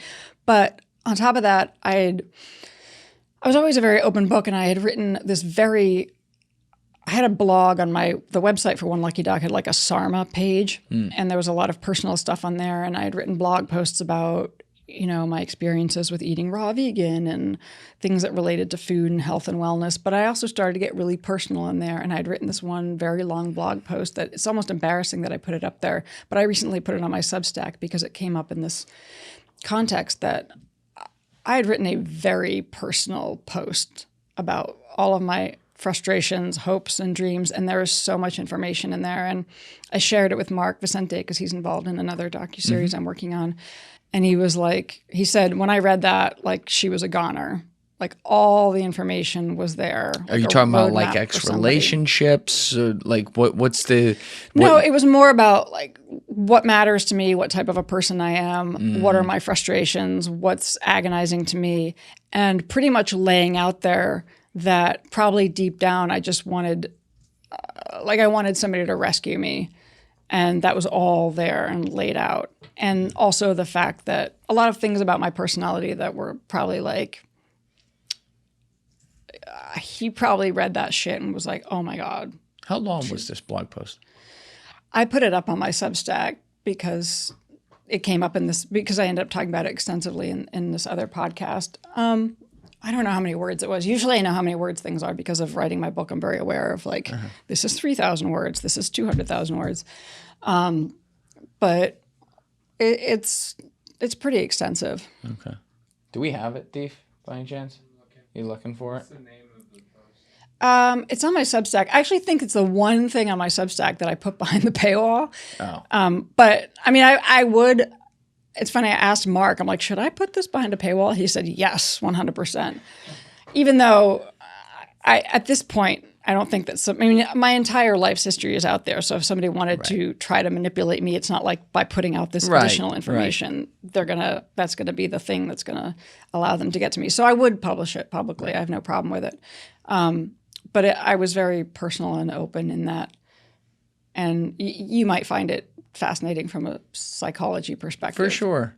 Yeah, the reason I asked if you had written about relationships in there is because you described it as like your dreams and all those things. And like I was trying to see if like you also went back to look at the things that went wrong and reveal that so that he could see like, oh, all right, she fell for a guy like that, or she liked this about someone that turned out to be toxic. I can pull on that string and then try to sell her this thing over here. Yeah. Yeah. But, I mean, there was a little bit about what had happened with Matthew, and that was also kind of a public story because it had written in the tabloids what happened. When Matthew and I split up, it was like this whole Page Six situation. And Page Six wrote about it as like the lead story a few different times. And of course, they sensationalize everything. But so my breakup with Matthew was in the tabloids, so he had all of that information about what had happened there, and then I sort of allude to it in that post. But what I wrote about where I was vulnerable is that I wrote about all of my aspirations for the brand and how much I believed in it and how frustrated I was because I was always wanting to grow the business in the right way, and I had been in a position where I was regularly approached by men who would say they wanted to invest or help grow the business. And it would turn out that they had ulterior motives, or they were just a lot of shit was happening. And now, knowing my personality and my wiring, like I would kind of fall for that shit over and over again. I didn't have my guard up. If somebody claimed to be interested in my business, I would believe them. And then, and then maybe they rope me into like having a bunch of meetings, and then they'd like make a move on me, and that would be really frustrating. Or I would have people that came in, saw what a really amazing opportunity it was, and thought they're going to come in and take control. And I was also very wary of certain types of investment. Having come from the background, having worked at Bain Capital, I was very aware of what can happen with a lot of brands when money comes in, and it's that type of money where they're investing because they want to flip it in a few years and make a return, right? Whereas this is like my identity, right? I wasn't in this brand because I wanted to make a bunch of money and sell out. I was in it because I wanted it to become a big thing that outlasts me and does a lot of good in the world and becomes very big. I had very big goals for it, and I really believed in it, but also knew that somebody could come in and open up locations all over the world, but do it in that way that there's so many brands this has happened to, where they start out as these really cool brands that people love. The outside money comes in, it gets all corporate, blows up, and then they become corporate feeling. They feel more like fast food type brands. All of the personality is gone. All of the integrity is gone. All of the stuff that made people really love that brand in the first place is kind of all driven out of there. And the people work there like, they don't care. You know what I mean? All that special stuff is gone. Yeah. And I didn't want that to happen to it. So I was very wary of that type of investment too. So I was trying to find and I was overwhelmed and overworked. And so I just was trying to find the right business partner situation that could help me grow the business in the right way. And I'd been through a lot of fucked up shit where it almost went awry. And so I just was in that space of being really frustrated and exhausted. And I wrote very openly about all of that. So he sold us. Yeah. Yeah. So and this is when you guys are, he's just the man behind the screen. Yeah. And so he's able to craft a persona and basically feed me enough little bits of information where I'm in a place where I'm going to do that thing that people do even when they have met the person, where I'm going to fill in the blanks and I'm going to project what I want onto him. And so it was very easy probably for him to give me little bits of intriguing information. And I'm sort of like taking the bait. And he had done this before. Mm-hmm. In the documentary, they were able to go to his literal ex-wife, who he had at least one child with, and was the other one a stepchild? Was that it? Like she already had a kid? Yes. Okay, so she went through, to use Nadine Macaluso's term, like the trauma bonding, that he had very much done with her, which, literally, like, he told her he was like a Navy SEAL, and then he got his real father to also back that up to her. Yeah, his real dad was a crooked cop, probably total sociopath. Yeah, I met his dad. Yeah, so like that poor lady then had a child with him and got left behind with the child, and you don't know any of this because he what name did he use with her? Was it different? Did he con her with a different name? I don't even remember that. No, I think he was Anthony to her. He was Anthony. Yeah, okay. Because they got married. So birth certificate. Right. Okay. But to you, he was Shane. He was saying he was Shane. And he told you, was he like not specific, but he told you he was like he's a secret agent kind of type? What was the kind what of, was yeah. the He was always implying everything. I mean, I remember originally, I think the very first time I asked him about what he did, he said something like he worked in commercial real estate, like very vague. But then he sort of implied, and then over time he implied that he worked in some sort of other business, but, not supposed to tell me. And I think another thing about my personality is that I'm so concerned with not wanting to make other people uncomfortable that I'm not going to ask the challenging questions because I don't want to be confrontational. Right. Right. So Like if you are weaving some bullshit story to me, I'm not going to likely to try to poke holes in it because I don't want you to think that I'm an asshole that thinks you're lying. Because what if you're not? Then I'm going to look like an asshole for like accusing you of lying. You know what I mean? Yes, 100%. It's like, and you're almost afraid to ask certain questions. It's like if I meet somebody sometimes, I'm like afraid to ask them if they have kids because in my head I'm thinking like, well, what if they had a kid but their kid died and now I'm going to make them uncomfortable by asking. I swear to God. That happens to me when I meet somebody. Every time I ask somebody if they have kids, I'm almost afraid to ask that. I know. I understand. That's just that's an extreme funny example. Do you think also an element of it, because again, like you hadn't met the guy in person yet, so you're like, of course you're intrigued, but there's something. What's the word I'm looking for? Not necessarily seductive. Yeah, alluring is the better word. Good call, Deef. Like something alluring in the mystery of him. Yeah, 100%. Yeah. And I think that mystery, because there was always mystery about him, I think that was another element that made it hard for me to close the door on him. Because, you know, I mean, people read mystery novels and watch suspenseful things for a reason. Like you want to find out, you want the answer, you want to know, you want the explanation. So when I first met him, after that first weekend, it was like, oh yeah, he wasn't what I thought, and there's something off, and like, all right, I guess that's not going to work out. Like, I'm not going to see him ever again. But I wouldn't close the door on him because there's always that part of me that's intrigued. Like, well, yes. But what is the real story? Yes. Who is he really? I'm curious. I want to know. I want closure. Like, yeah, that's dangerous.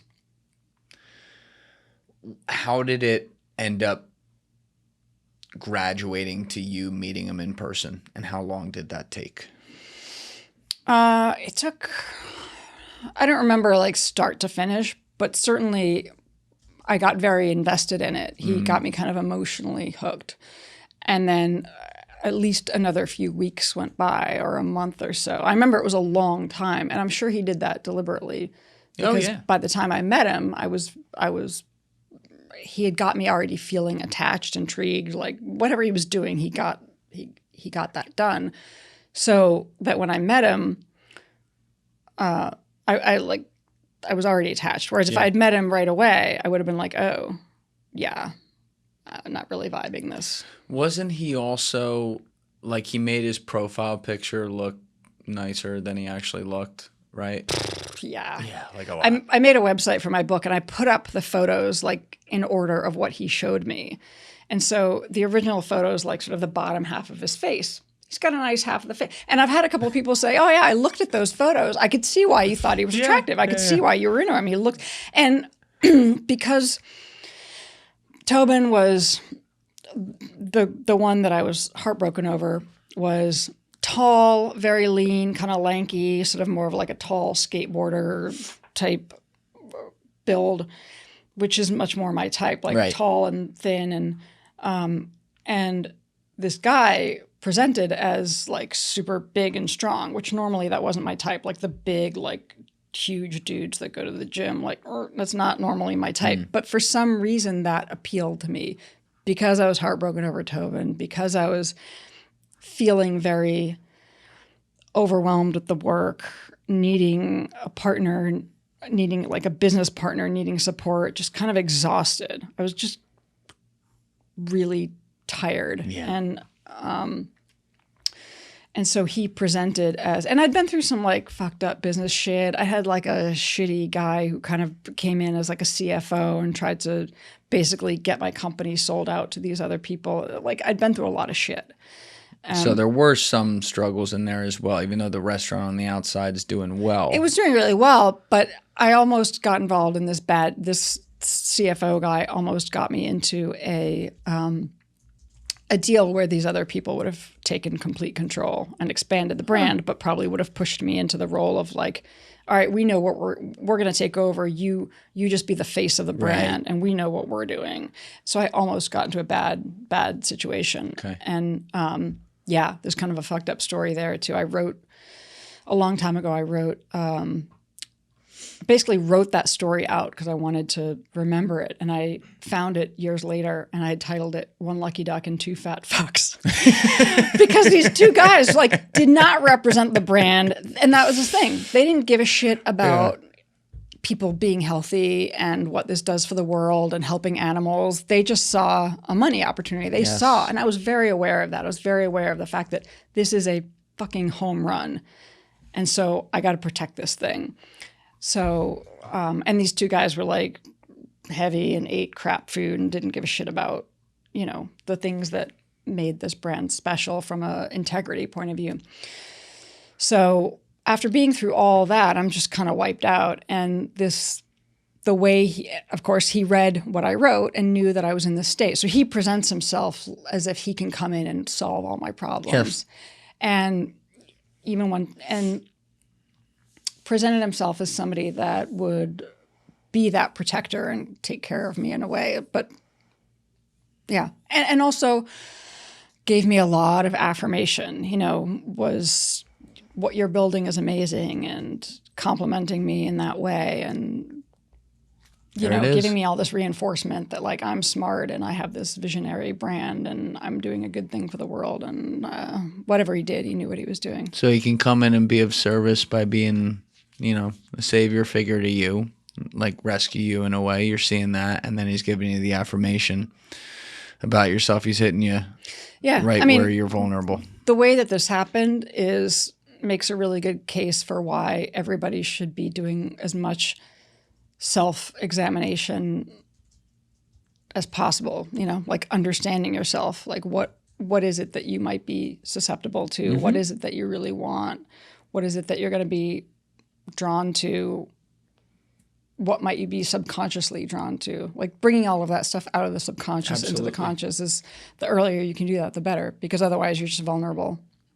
So when you do first meet him and he's not physically quite what he was supposed to be in the Twitter bio, but you are already emotionally attached to him. First of all, where did you meet him? What was the context? And what were your first thoughts when that part sunk in? It's like, this is one of the more difficult chapters of my book to write, because even writing the chapter, I think I write that as I'm writing the chapter, I want to barf all over my keyboard and I'm embarrassed. Like I write a lot of stuff in my book that I'm embarrassed to write, but I write it because I feel like it's important. So did I protect myself and meet the guy out in a restaurant like any normal person would? No, I fucking let him come to my apartment, you know, like there you go. Boundaries, not my thing. And I'm just trusting him at this point. I mean, by now we've had all these we've talked on the phone, you know, we've had all these long conversations. But I mean, I also make the point that nowadays people kind of do this shit all the time very recklessly. If you think about the way people hook up with Tinder, you know, you're like meeting somebody online, swiping right and hooking up with people. People do this shit all the time. Or you like meet somebody at a bar and go home with them. That's kind of, in a sense, more reckless because I had at least felt like I'd gotten to know this guy, even though I hadn't. Either way, yeah, it was reckless of me. And yeah. So, yeah, let him right into my house, spent the weekend with him. And did you feel love for him? Like, did you look past some of the differences between his profile and what he looked like in person and felt that attachment for him nonetheless? Here's where what I think I described before is relevant. So what people like him do is what this guy, Mark Vicente, explained very well. What cult leaders do is what he got me attached to was not him. He got me attached to basically knowing what my biggest hopes and dreams were and knowing me. So having understanding me in a way that these people are able to understand people very well and very quickly presents to me my hopes and dreams and aspirations, and in a way as if like he's the way for me to get there, right? So he's not consciously so much to me, but he's kind of presented himself as the road to me achieving everything I want for my business and my future and realizing all my potential and getting all this relief from the stress of my situation is all through him. So that kind of created this attachment, plus all of that reinforcement that he's giving me that I'm kind of subconsciously getting attached to, right? All the affirmation and whatnot. So letting that go suddenly would be hard. There's a lady on YouTube who's like, people make, I guess, random YouTube videos about documentaries and whatnot. And there's this one lady, she was like, yeah, the beginning of it, his name is Shane, and then later his name is Anthony, so I'm just going to call him Shanthony. I like that. So she calls him. I might go with that. I know. She calls him Shanthony throughout her Shanthony's whole good. thing. I like it too because it's Very memorable as well. Yeah. Sarma and Shanthony. Yeah. Anyway, so did I say Sarma? Sorry, Sarma and Shanthony. But you just hinted at it, and that's what I wanted to ask about next. When he was playing on your dreams, this is where it gets like beyond like Matt Cox, what I was talking about earlier with some of the patterns. The way that Shanthony would present himself outside of being this mysterious figure, potentially doing black ops stuff, going off the map to do all these adventures, he would paint himself as almost above this world and you a mere human, like he's whatever it is, alien. His nickname for me was TBH, Tiny Blonde Human. Tiny Blonde Human. Okay. So he would make that clear designation there, and then once he kind of beat that, I don't know, like, what's the term I'm looking for? Like relationship dynamic into the two of you, like you're tiny blonde human, I'm above that, I'm outside this world. He became like the guru, and I'm the cult follower. So now he has distorted your reality on his humanity. Yeah. This is where it got psychologically interesting for me. Distorted the reality by repetition and affirmation over time on his reality to you and how he's above you on the playing field, that then he was able to start saying things that objectively you and I can now agree are fucking crazy. Yeah. Like, oh, you love your dog? I'm going to make your dog live forever, and it can actually happen. And then what were some of the other things he was saying as well? Yeah. I mean, it also was never that explicit. Like so much about what he communicated with me was implied, vague, sort of confusing. And if I asked him to clarify, I would get more like what's called word salad, where they just constantly, they'll just confuse, they'll answer you and you're like, huh? And then you're more confused and you never get a clear answer. So he did that a lot. But yeah, he presented himself over time more and more like as if he's all knowing. And it was just all very subtle. So like he would imply past lives. He did have, I think he has a memory and a level of intelligence where he knows a lot about a lot of stuff and remembers a lot. And so he could kind of spout off a lot of information. And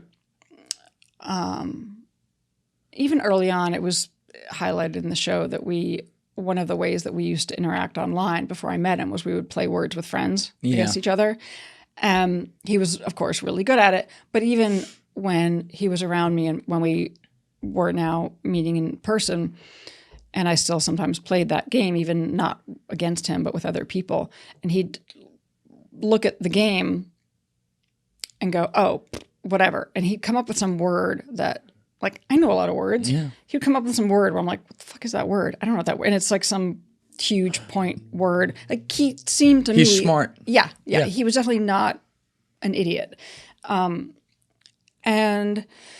But he would sort of say little things as if, you know, he had lived in previous lifetimes. And it sounds cuckoo, but... It sounds cuckoo now, but at the time, do you think it was he had, like, conditioned it? Yeah, he had conditioned it. And there's a quote I put in my book from Andrew Huberman where he said this in a podcast, and I, like, scribbled it down. He says the more stressed a human gets, I don't remember the exact quote, but he says something about the more afraid you are, the more stressed and afraid a human or animal gets. And I don't know how you would know how an animal would get. But he said the more prone you are to delusional thinking. And so over time, he also ramped up the fear. And so the more he got me into like a confused state and afraid, the more likely I am to latch onto some kind of cuckoo belief. How would he do that? How would he get you? What fears was he preying on? Well, another way he got me attached is by initially borrowing money from me, not paying me back, and then borrowing more money. And then that was how he ensured that I'm never going to cut him out completely, because I'm always going to want that money back. So there were times where I was like, all right, there's something, like this is not right. He's stressing me out. Like, I don't want him back, because he wasn't in New York City. So he lived in Massachusetts. So he would sometimes, be gone for a while. I wouldn't see him. But I always, if he was like, well, I'm going to bring all your money back. And I'm like, well, now it's up to 30 grand. That's a lot of money. I want that money back. So, all right, if he's going to give me my money back, I'll let him come for the weekend again or something. And then, of course, he didn't give me the money back, does some mind fuckery on me, and either doesn't give me the money back or somehow gets more money out of me. And over time, it just got worse and worse. So he creates that financial tether that then builds and builds and builds. And is this over like a year, 2 years? Like, what kind of time period? One of the things that everybody says about what becomes very clear when you read my book or listen and the show Bad Vegan is that Bad Vegan makes it seem like it all happened very fast, where in reality it took a really long time. It was a number of years. Yeah, so, you were technically even married to him. We haven't even gotten there for what, like 5, 6 years, something like that? No. 4 years. We were married at the very end of 2012. And then it ended 2016. Got it. Yeah. Okay. But that's what I'm saying. Like this, we're talking now all before you're even married. This is all when you're just... Yeah. And when we married, like this was like the polar opposite of any normal situation where you have some like romantic proposal and it's all happy and then you call your parents. Like, no, he basically like badgered me to marry him and acted like I would be protected and that there were sort of practical reasons to get married. And he just kept badgering me. And a lot of the ways he got me to do what he wanted me to do was just this relentless, like he would just exhaust me and wear me down. And finally I'm like, oh, fine, like, fine, we'll get married. And I remember going to City Hall and being like, oh God, I hope we don't run into anybody. Like I was embarrassed by him. And by that time he had gotten like fatter and fatter. And he had this whole narrative that like his getting fatter was part of these tests he was putting me through. I mean, the whole story is so bonkers. That's why my book is lengthy, because it's hard to summarize the story it's easy for somebody, who might even listen to this, be like, oh, well, she's just nuts. Like, I don't know, it doesn't make any sense. Because it's hard to convey how this happens over time and how your mind can be so compromised that you end up just going along with this nutty shit. But I did. And we went to City Hall and then got the license and then got married within 24 hours. And that was one of the things that pissed me off in Bad Vegan is he altered my interview. So I say something about how I'd had this phone call with a accountant who I'd asked him about, because this guy, Anthony, always acted as if he had all this money that he just couldn't access yet, right? That was his story. It's always a typical story. Like, that's what he did to the wife, the ex-wife too. I'm going to get this inheritance. I'm going to get all this money, so I just need this money now. And so he had asked me to like sort of prepare for some kind of a transfer or something. I was talking to an accountant about like what would be the tax consequences of somebody giving me $5 million. And my accountant we were talking it through, and he said, he sort of made a joke and said like, well, you could just marry him, haha. And that was somehow, that story came out when I was doing my extremely lengthy interviews for Bad Vegan. And then at some point down the road, there's a whole conversation about my marrying him and how he convinced me to marry him. And he basically said I'd be protected and I didn't want to, but like, finally I was just like, all right, fine. He wore me down, like, fine. And so I say that we went to City Hall, got the license, and then you have to wait 24 hours to get married. Like you get a marriage license, you can't immediately get married. You have to wait 24 hours. So I say, and then 24 hours later we were married. And so in Bad Vegan, it talks about me having that conversation with my accountant that I could basically get this money. Why don't you just marry him? And then it cuts to me saying, and then 24 hours later we were married. So somebody watching it looks at that and goes, oh, well, she just married him because she thought he had money, which makes me seem kind of like I'm a bit of a grifter, you know, or like I just married him for the money when that wasn't really the case. So it's just like when I first saw that, I was annoyed. I was like, well, that's not how that happened. That's annoying. It like makes me look bad, but it was annoying. But then in the larger context of how that show was crafted, it makes sense to me that he did that. So had you brought him, prior to being married, had you brought him around the restaurant at all? Had you brought him around any family, any friends? Did anyone really know him? He had never, very minimally, but he had come to the restaurant. But what's notable and what should have just been a screaming red flag that this is all wrong and what am I even doing is that I was always like embarrassed and uncomfortable and not remotely at ease, which was such a huge contrast to the way that I was with Tobin. I was happy. He was friends with everybody at the restaurant. He sort of fit in with everybody. Everybody loved him. I was always happy to introduce him to people. I went to visit his family. He met my family. Like, I was clearly very happily in love with Tobin and happy around him. And we held hands and were very clearly like a cute, happy couple. And with Shanthony, it wasn't like that at all. Like I was kind of ill at ease around him and sort of always afraid, which is part of what they do. But yeah, I was always afraid and sort of on edge. And then by that point, he's sort of, I guess what they do is they make you complicit in a way because he's crafted this narrative that he's got this sort of shadowy identity that, kind of works for the government, maybe not, and, he's clearly one of the good guys, but like,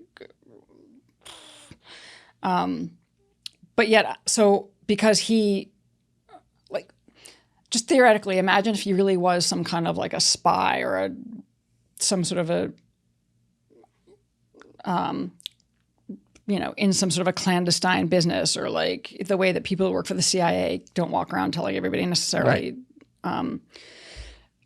Then you kind of have to lie about that to other people. I'm super uncomfortable lying to people and that makes me uncomfortable. So that's like, that in itself was an element of discomfort around him because, it's like if my dad asks me, well, what does he do? And then I'm like, I got to lie to my dad? That's Don't worry fucked about it. up. So I'm like I'm the one supplying vague answers, which is now making me really uncomfortable because that's not the kind of person that I am. So sort of already compromised me. And then they just, and again, cults will do the same thing, but it's like they get you to compromise your values like more and more and more and more. So anyway, yeah, I was always kind of ill at ease with him. And so you guys get married, and then after this, you introduce him to people, right? I wasn't like, hey, this is my husband. I didn't tell people we were married. You didn't tell people. So do you think you were like, because you had loaned him a lot of money that you hadn't gotten back.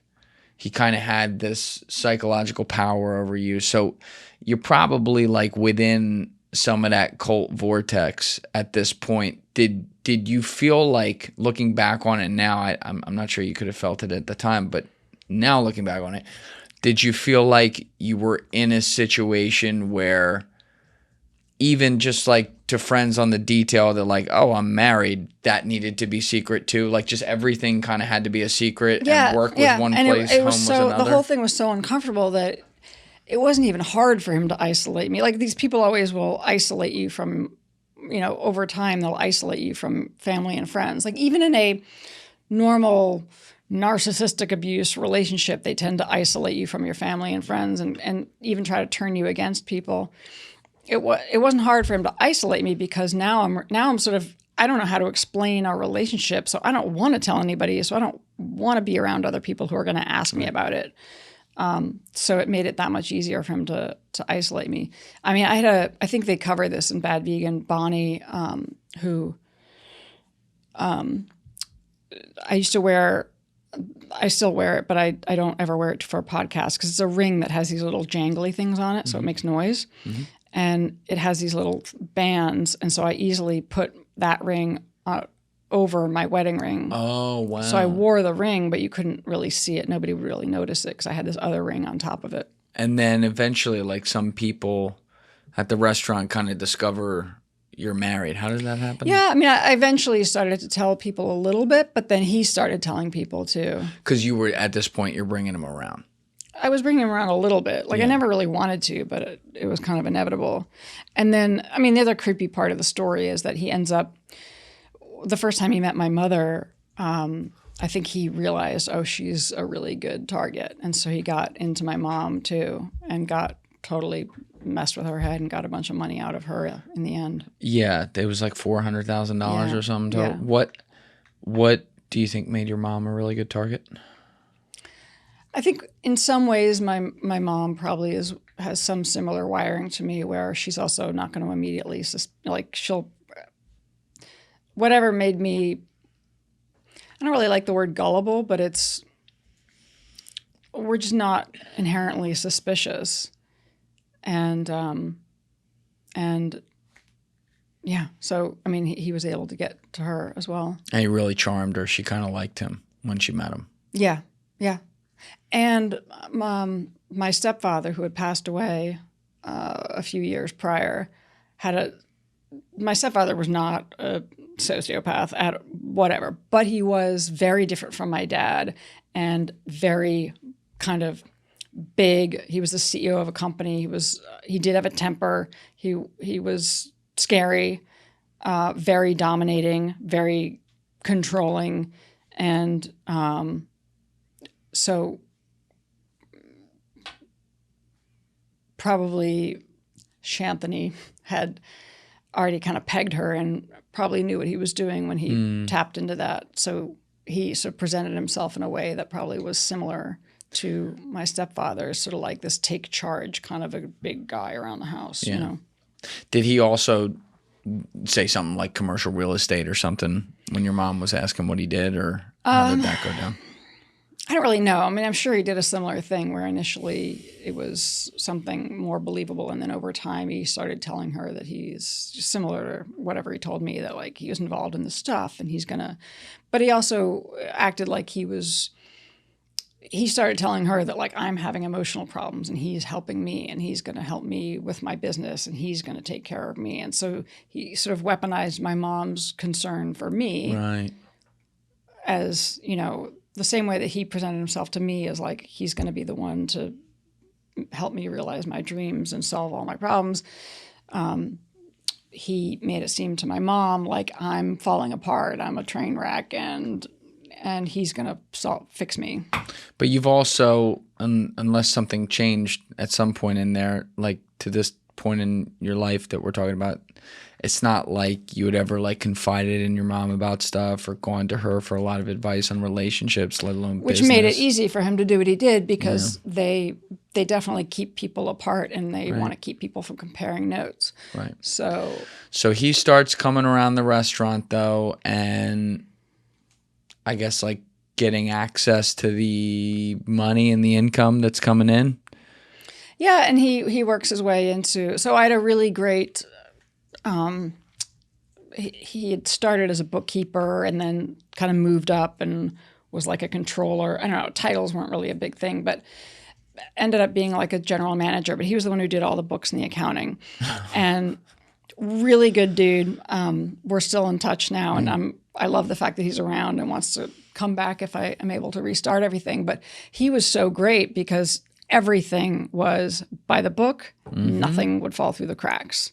Like really on top of everything. And that was really reassuring to have that because I'm like that by nature too. Like we didn't pay anybody under the table. Like we reported everything. Like a lot of restaurants do a lot of stuff. Like they don't necessarily report all their cash sales or they pay people with cash. We didn't do any of that. And I was like, I did everything by the book.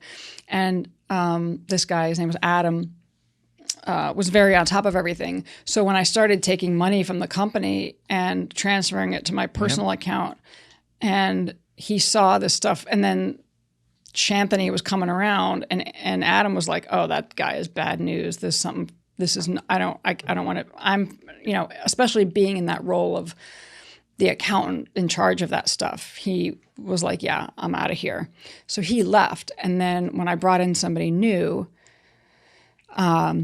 Shanthony got right to that guy and made that guy his pal and his buddy, and that's part of how he got kind of into stuff. But yeah, that's like the most important job in fucking anything, whoever's watching that stuff. So that's a shame you had a good guy and then, you basically get a target after that. And and the thing we haven't said is that what's clear is, they talked about this in the documentary, but Shanthony, his father, as you mentioned, was probably a corrupt cop who also was like a gambling addict who got his son hooked on gambling at a very young age. So he was a compulsive, addicted gambler, and that's what the con was here, is he always needed money to go bet at the fucking casino. Yeah, but I don't think, I wouldn't call him an addict, and I don't think that sociopaths You don't think he was an can addict? be addicts, no. I would You don't say, think sociopaths can be addicts to anything?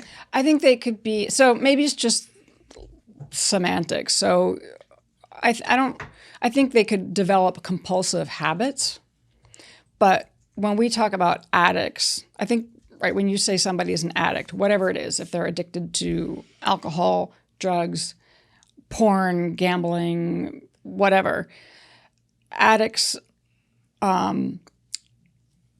deserve sympathy. There's probably inherently some shame involved there. They don't want to be doing what they're doing. They wish they didn't have the addiction, whereas sociopaths just have this need to be stimulated all the time and kind of this need for risk and whatever that thrill is, but there's no shame involved. And I think when he, say he plays a game and loses a lot of money, like he just doesn't give a shit, doesn't matter to him. That's where that book that we talked about earlier, Confessions of a Sociopath, helped me understand a lot of this, because she talks about that, about how they behave recklessly a lot, and that's probably why they make really good, like high stakes traders on Wall Street, because they can stomach that kind of risk and they can stomach those losses, whereas us mere mortals or whatever, like that stuff would be really hard to swallow, and it's too stressful. I'm like, I can't stand gambling because it's way too stressful. I would not want to have all this stuff on the line. I see exactly what you're saying, and I think it is a semantics thing though, because I would make a distinction. I'd need to see the full context on a scenario to scenario basis, but someone whose mind is chemically altered by hardcore drugs or alcohol could then, I don't know if this is the proper term, but as like a side effect, then lead a life of lies that leads to sociopathy and stuff like that. Whereas, no, I don't think it leads to sociopathy. I think addicts can get into, can develop really destructive. They could end up veering into super destructive and harmful means of deception to get money for drugs or whatever it is, or money to gamble and steal from their parents and deceive people. And but that doesn't then develop into being a sociopath. Yeah. And probably they have shame about that. And probably if they eventually end up in like AA, they're going to want to go back and apologize to those people and hate themselves for that behavior. I do. What I'm saying is, and I think that's like another kind of semantics thing. I mean, they could exhibit some of those traits, but they might not develop into that actual thing. I do think there's a difference between some sort of sober-minded addiction, though, and non-sober-minded addiction. So I do think it's possible, and I would actually argue that's my takeaway. He is, on one hand, since being a child, he is addicted to gambling. But he has now, because he didn't like alcohol, and that was another thing you talked about. Like, he really didn't drink at all. This wasn't a guy abusing substances or anything like that. He kept a sober mind. But in that addiction, you combine that with the fact that somewhere along the way in childhood or whatever, he developed into a sociopath and into a con man. and one hand just hopping to feed the other. That was, I'm not saying I'm right. I'm saying that's my read on it from the outside, because what's very clear is he was coming to you for money over and over again from the beginning. He was taking it, and it was like the South Park episode, and it's gone. It's all gone. Like, and it would never come back. You never got paid back anything, and he just kept bilking you and bilking you. And this money is money that's coming from the profits of your restaurant over to your personal account and out the door. And eventually it starts chewing into not profits, but revenues, so that you can't pay people. Yeah. Like he personally used your business as a piggy bank to drive it into the ground and get it to the point where this story kind of culminates to where suddenly you're not paying payroll. And you're, as you pointed out, you're the same person who was paying your ex-boyfriend's employees' payroll back in the day. This was something that was always personal to you. So something cracked here to where he kind of had this cult-like control over you, as it appears, to the point that now it seems like, and this is where I was trying to get through it in the story, like you disassociated from the very thing you loved the most, which was the people that and the business you ran. Like that seemed like home base for you, no? Yeah. And it was never a scenario where there was never a situation where payroll is due and he's like, give me that money instead. That never happened. It was always that, payroll was on like a 2-week cycle, and he'd get me to, and there's always revenue coming into the business. So he would get me to give him money, and, and sometimes he did give me some money back. Not a lot, but sometimes he did give me money back.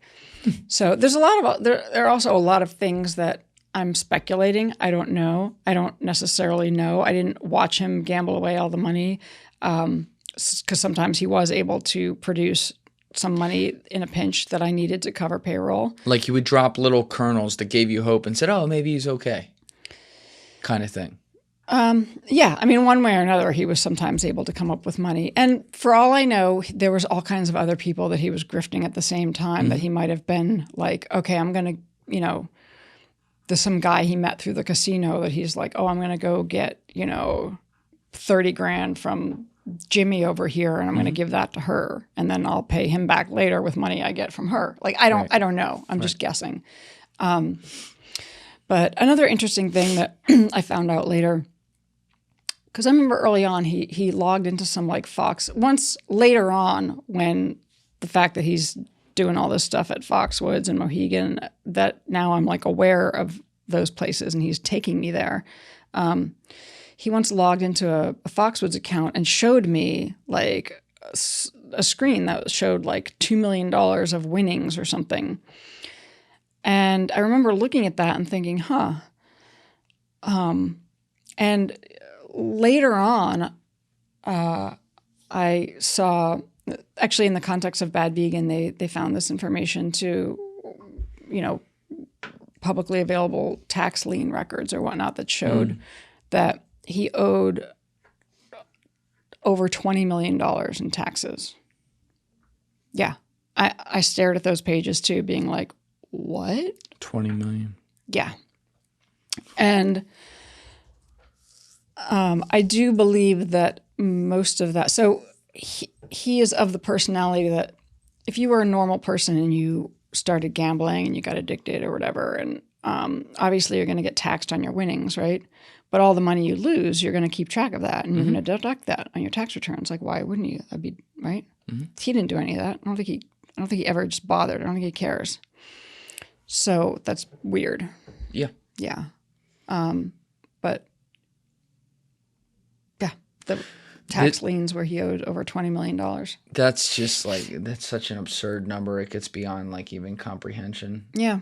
Especially because, again, like he's 10 grand here, 20 grand there. You know what I mean? Like to go from that to, it's like, how many times have you done this? How much money would he have to be on record as coming through him to then owe $20 million in taxes? And it wasn't like all that was interest and penalties.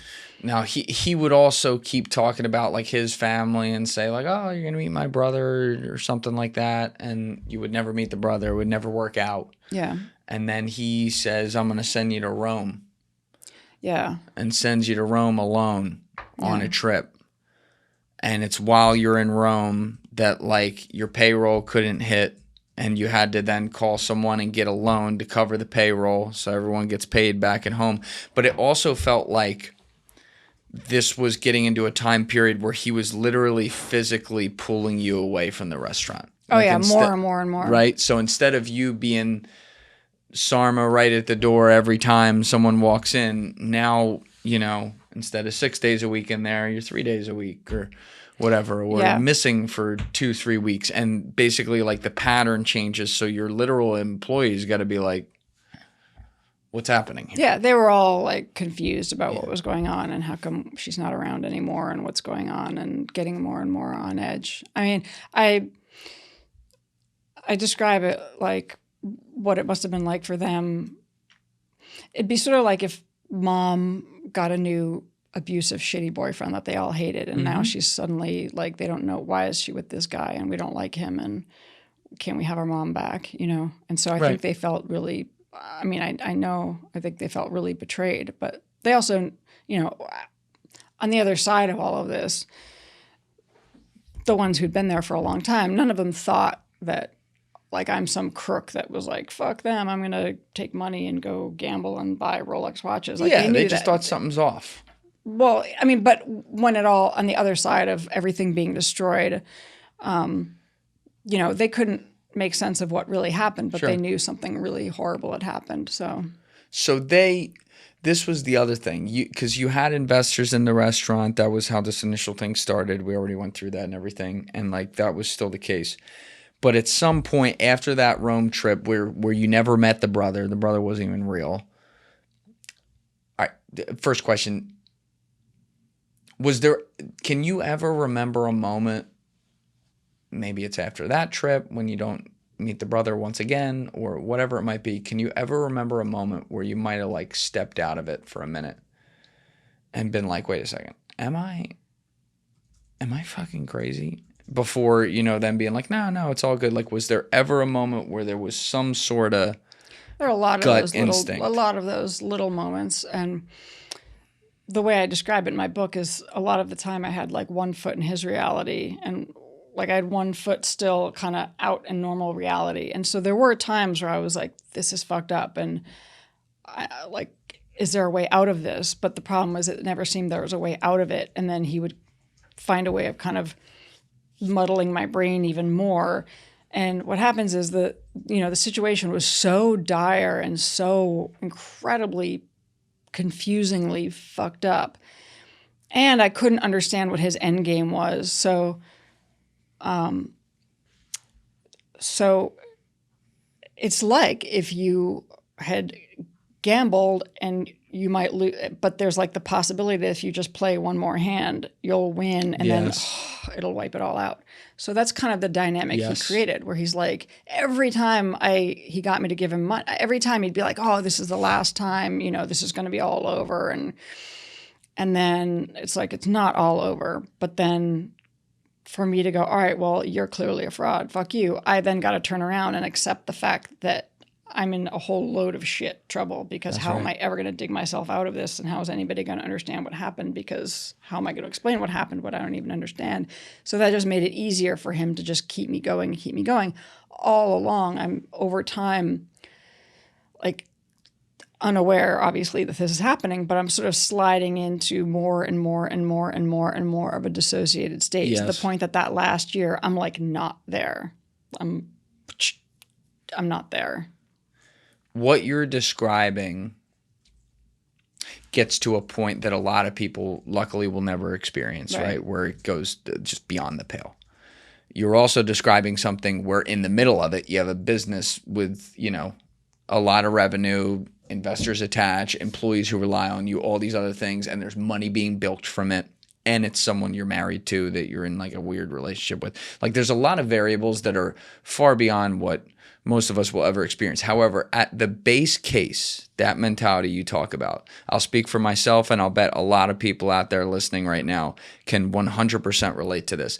There is a thing where, whether it be with friendships or relationships, you insert it here, where you get invested in people and you keep throwing good money after bad, no pun intended, Yeah. right? You're like, well, I'm this deep with them. At some point, they're going to come around. I'm thinking of like 2 in my head right now that I did this with, where it's like, well, there's got to be something there. Like, there's got to be something there. Or like when you're holding on to a girl, or when a girl's holding on to a guy, like, well, he'll come around or she'll come around or whatever. And they're not gonna. Yeah. But you convince yourself that if you just play that hand one more time, like the river's going to turn and it's going to be the card we need in the deck, and it never is. And it's so relatable. You just had an extreme scenario. Yeah, of it was a really, yeah. And I mean, it's probably similar to, abusive relationships where, I mean, my situation was all psychological, but in abusive relationships where people think that, oh, it's the last time, he's never going to hit me again, it's going to change. And, usually that kind of stuff isn't like a one-time thing. Right. Usually it's going to happen again. That last year where it's kind of like, now looking back on it, you feel disassociated. That is the time when the second restaurant, or the reopening of the restaurant, that goes belly up because he's been bilking it. And then it shuts its doors because the staff isn't getting paid. When he took me away, for all I knew, the restaurant still might have been open that whole year. That's what I was getting to. Yeah. So you guys, quote unquote, go on the run, and the way you describe it is that you never thought of it that way. You guys didn't have a conversation. The doors were closed, but it was still a restaurant. Like, it wasn't, you could have gone and opened them. It's just the staff wasn't there. So the doors No. The restaurant was like open and operating, and he got me to go to Miami to try to, he got me to go to Miami, that was before. And then, Right. and then he had me come back, and then he took me away. Yes, So that's the what I'm restaurant, saying. when he took me away, and we were supposedly on the run, the restaurant was still open and operating. So there were people there working. At the Customers restaurant. working, yes. Okay. All Yeah. right. And That's so good. That's then a good when he detail. took me away, it's like, of course, then I disappear, and then, of course, it all fell apart. But the entire, I think it was 9 months in total that I was gone from when he took me away. Yep. When I was arrested, the detective or somebody could have said to me, like, well, yeah, your restaurant's still open because some people stepped in and took over, and the employees, they're right. Like, it's not yours anymore, but the restaurant's still there. It's still operating. And I would have been like, oh, thank God, it's still there. But it wasn't. But it wasn't. Right. No. And Right, but the weird okay. thing is that I had access to an iPad, and I had gotten another phone. So I was cut out of my email and my phone number and my own accounts, my personal accounts, but I had access to the internet. I could have at any point in time Googled to find out, Why didn't you? That's how dissociated I was. I was too afraid. Yeah, these were, when I was going through the whole documentary, like, so much of it made sense, and this part could make sense too. This is where it gets a little weird for people because it's impossible for people who haven't been through Right. that to relate. But when you went off with him, and again, that's an important detail. I had that mixed up from the documentary. The restaurant is open, but Yeah. now you're going to go off in a car and go somewhere else in the country and not look back. So whoever's working there is not going to get paid for the work they're doing, as it would turn out. But that wasn't a part of the conversation. It was just like, we are going to leave. Here's what we're doing. You're coming with me. You're kind of under my control. He told you to put a Band-Aid over your tattoo, which is something that would be an identity recognizer for you.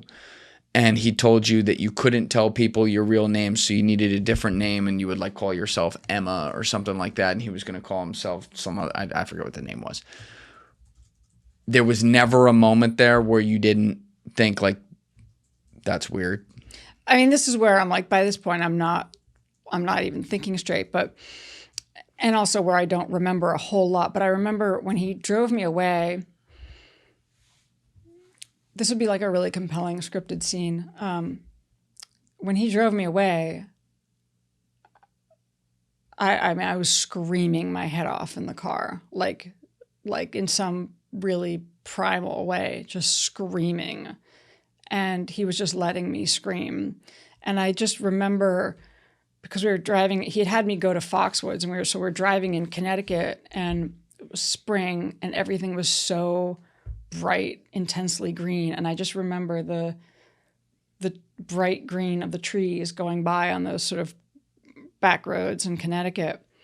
And at some point I exhausted myself from screaming and just kind of leaned my head against the window and was staring out at all that green going by. And then that was, at that point, as dissociated as I already was, that was like next level. Like I am now no longer here. I'm like in a partial coma or something. That's the only way I know how to describe it. Because from then on, after that whole screaming episode, from then on, I didn't cry. I didn't freak out. I was just like, oh, I was like a zombie.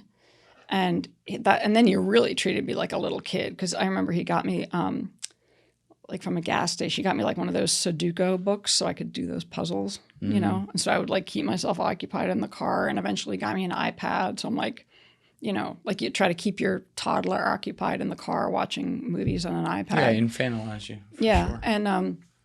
And I did ask him some questions, and what's eerie, and I explore this in my book some, is that nowadays you hear people, even very accomplished people, entrepreneurs, you hear people now, it's sort of mainstream, especially like on Instagram Reels or whatever, people talk about like parallel realities and like, what is reality? Are we living in a matrix? Blah, blah, blah, blah.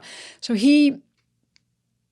a lot of the stuff that you now hear people say all the time, or a lot, and people that are successful and accomplished and have businesses and reputations will say some of that stuff. He was saying that as kind of his explanation for what was really going on. And he was like, just think of it like we're stepping into a parallel reality. And so we just have to go do this for a while, but we'll be back. And then everything will be as it was. Because I would be like, well, what about my brand? What about the trademarks? Like what, like, because in my head, he's driving me away. And part of me is thinking like, well, who's going to renew the website URL? And like evidence of how completely dissociated I was is that he took me away from Leon, my dog, which is like, you know, Leon was like my kid. Wait, Leon didn't come with you at first? No, he didn't. Who was watching him? My mom. Your mom was watching him. Yeah. Eventually, we Had went he already back started east. bilking your mom, by the way, at this point? Oh, he'd already bilked her. Yeah. So at one point, down the road, we did go back east, and he got Leon back for me. Which he made me believe was like, all right, it's all going to be over. We're going to, like, we'll be back in the real world or something. But he did get Leon back for me. So I did have Leon in the end when I was arrested. And, but yeah, I mean, and I think part of why now I cry all the time, like a lot. And I think in part it's because of that year I was like, everything was bottled up and I wasn't there. And also I didn't cry a lot when I was a kid. You know, I didn't cry when my parents got divorced, or like a lot of shit. I didn't cry a lot when I didn't have tantrums. So I seem to be making up for it now. But at some point though, when, you know, you start off in Vegas, you end up working your way back in the middle America into Tennessee. And at some point here, not like you're tracking it, but the restaurants closed down. People are like, hey, we never got paid. And so now like a case is out there saying, oh my God, like, was there a fraud here? Let's get these people arrested. We can't find them. And you get Leon back. You're in Tennessee. You're staying basically like shacked up in a hotel with Anthony. And one day, you know, I guess FBI detectives, like what was it they used? This is what they used with the headlines. It was like someone ordered a Domino's pizza or something. Yeah, so I didn't even know about the pizza until later on because we were in separate rooms. We were in adjoining rooms. And he had ordered a Domino's pizza, and somehow that's how I don't remember if they arrested him in the lobby. Like I wasn't aware of any of this because he's in a different room. So what ends up happening is that I'm in my room and I hear all this commotion in the hallway, which is weird because we were kind of at the end of the hall. And so it wasn't like other guests or people are around much.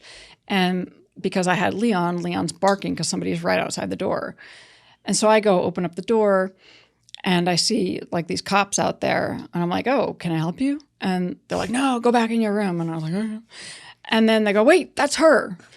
And I'm like, what? You know, and then they come into my room and I'm just like, what? And then I think the detective I know he showed me my own photo on his phone. And the way I remember it is like, it had some sort of like a wanted sign on it. I don't know if it said wanted or whatever, but it was some kind of it was clearly a picture of me. And as I very often posed, and it was like a promotional headshot of me where I'm like this with my tattoo, right? Yeah. So then they come into the room and somehow explained to me that they arrested him, or we've arrested your husband, and like there was no like, you're under arrest. I think they just immediately could see that I was in shock. And Leon's like barking. Leon was oddly excited because he's like, oh, these dudes are here to play with me. Like, he was so friendly that he's like jumping around, and I'm like, oh, sorry, my dog, he's really friendly. So I'm trying to explain, like, my dog's really friendly. Like, what's going on? Like, what's happening? And then I probably was like, You were also very frail at the time too. Like, you hadn't been eating a lot or anything. Yeah. And I think worn down. Since they had already arrested Shanthony, this detective, Ray Brown, he said to me later, like, yeah, I don't know what he said, but, and maybe he said this in the in the show Bad Vegan, because they interview him in that show, but he clearly could recognize, like, oh, he's a certain type. And so I think because he could recognize that he is a certain type, I'm the prey. The yin to the yang, yeah. Yeah, I'm the prey. So I think he quickly recognized that I was the prey, and so much so that they were very kind about. I was completely panicked about what's going to happen to Leon. Like, that was my biggest concern. I was like, what's going to happen to my dog? Like, you can't put him in. And they said, well, ma'am, we'll take him to the local pound. And I was like, oh my God, you can't take him to the pound. He's a rescue dog. Please don't take him to the pound. And I'm like, oh, we're in this crazy, bizarre town in Tennessee. And I'm like, but you can't take him to the, at that point I started to cry, and I'm like, please don't take him to the pound. Please don't take him to the pound. He's a rescue. Like, I don't, like, and I'm in Tennessee. Like, who the fuck's going to come get him, right? And so very quickly they were like, all right, Kevin here, he likes dog. Kevin will take him home for you. Like, they were so kind to me. Not because I'm some like white lady or whatever. They knew that guy is a bad dude, and whatever happened, I'm something clearly weird's up here. Yeah. Could you see? Because again, it's very hard for people to understand this without experiencing it. But naturally, like, your staff was very upset about what happened. They ended up not getting paid and everything. And some of them were interviewed, obviously, in Bad Vegan. Some of them had really nice things to say. Others were like, well, we liked her, and then she didn't pay us, and they were upset about that. Could you see why they'd be like, I don't know if I buy this? Like, this, like, I don't understand what happened here. Like, she's just trying to get out of it. She didn't Well, I can see why they don't understand what happened, but I also, there was one of those interviews where the employee is presented as being particularly skeptical. And I know for a fact I don't know for a fact. I'm pretty sure his interview was edited in a way, and he was kind of manipulated to say certain things, because when that show came out, he's like, oh, how are you doing? Love you, Sarmama. Like, they're all like that. They all of them, every single one of them are that way. And I'm like, and then it comes I'm across. like, do you realize what you said in the end of the show? Like, I don't think he even realized it. So I think the director needed to kind of insert some of that element. I mean, they probably could have found, if they had found any employees to say shitty things about me, they would have had to find people who worked there for like the last 3 months and didn't know me at all and had no history there, But yeah. Well, you and this was something I was talking about with you before. It was like what, like $6 million or something like that. That's what they were trying to say was the money that was gone. Is that right? Or did I just make that up? No, that number does come out, because I was trying to figure out at the end of it. Of course, I feel like no matter what happened, I feel responsible for everything. And then there's all this unpaid sales tax and all the money that was borrowed and money that's just owed all over the place, including like the money that my father family had to like come up with for bail and legal fees and just the money that was taken from my mother and all the debt from before. So I basically had estimated that at that moment in time, it was like, yeah, I owe like $6 million. That's where that came from. Right. But he had gotten a couple of $1 million out of me. And I don't know the exact number because it's not like I was keeping a tally, but they were then calling that like out of the business, and that's why they were charging you. And also like it was, and unfortunately this is like how this world works. They do what they can sell too, right? Like you're the popular, good-looking blonde lady who owns the popular restaurant, and they can sell the Domino's pizza in the headline. Even and I didn't even know. I didn't know that he had ordered a pizza. The vegan lady ordering Domino's. The way that I found out about the pizza was through another woman in the Tennessee jail, because I was in this holding cell for 6 days. That was not fun. It was like a big bathroom with a toilet in the corner, and this one woman comes in one day and she's like, "You're that lady from New York, aren't you?" And I'm like, "What? Yeah." She's like, "I seen you on the news last night. You're that lady that got arrested because of a pizza." And I'm like, "What? What is she talking about, a pizza?"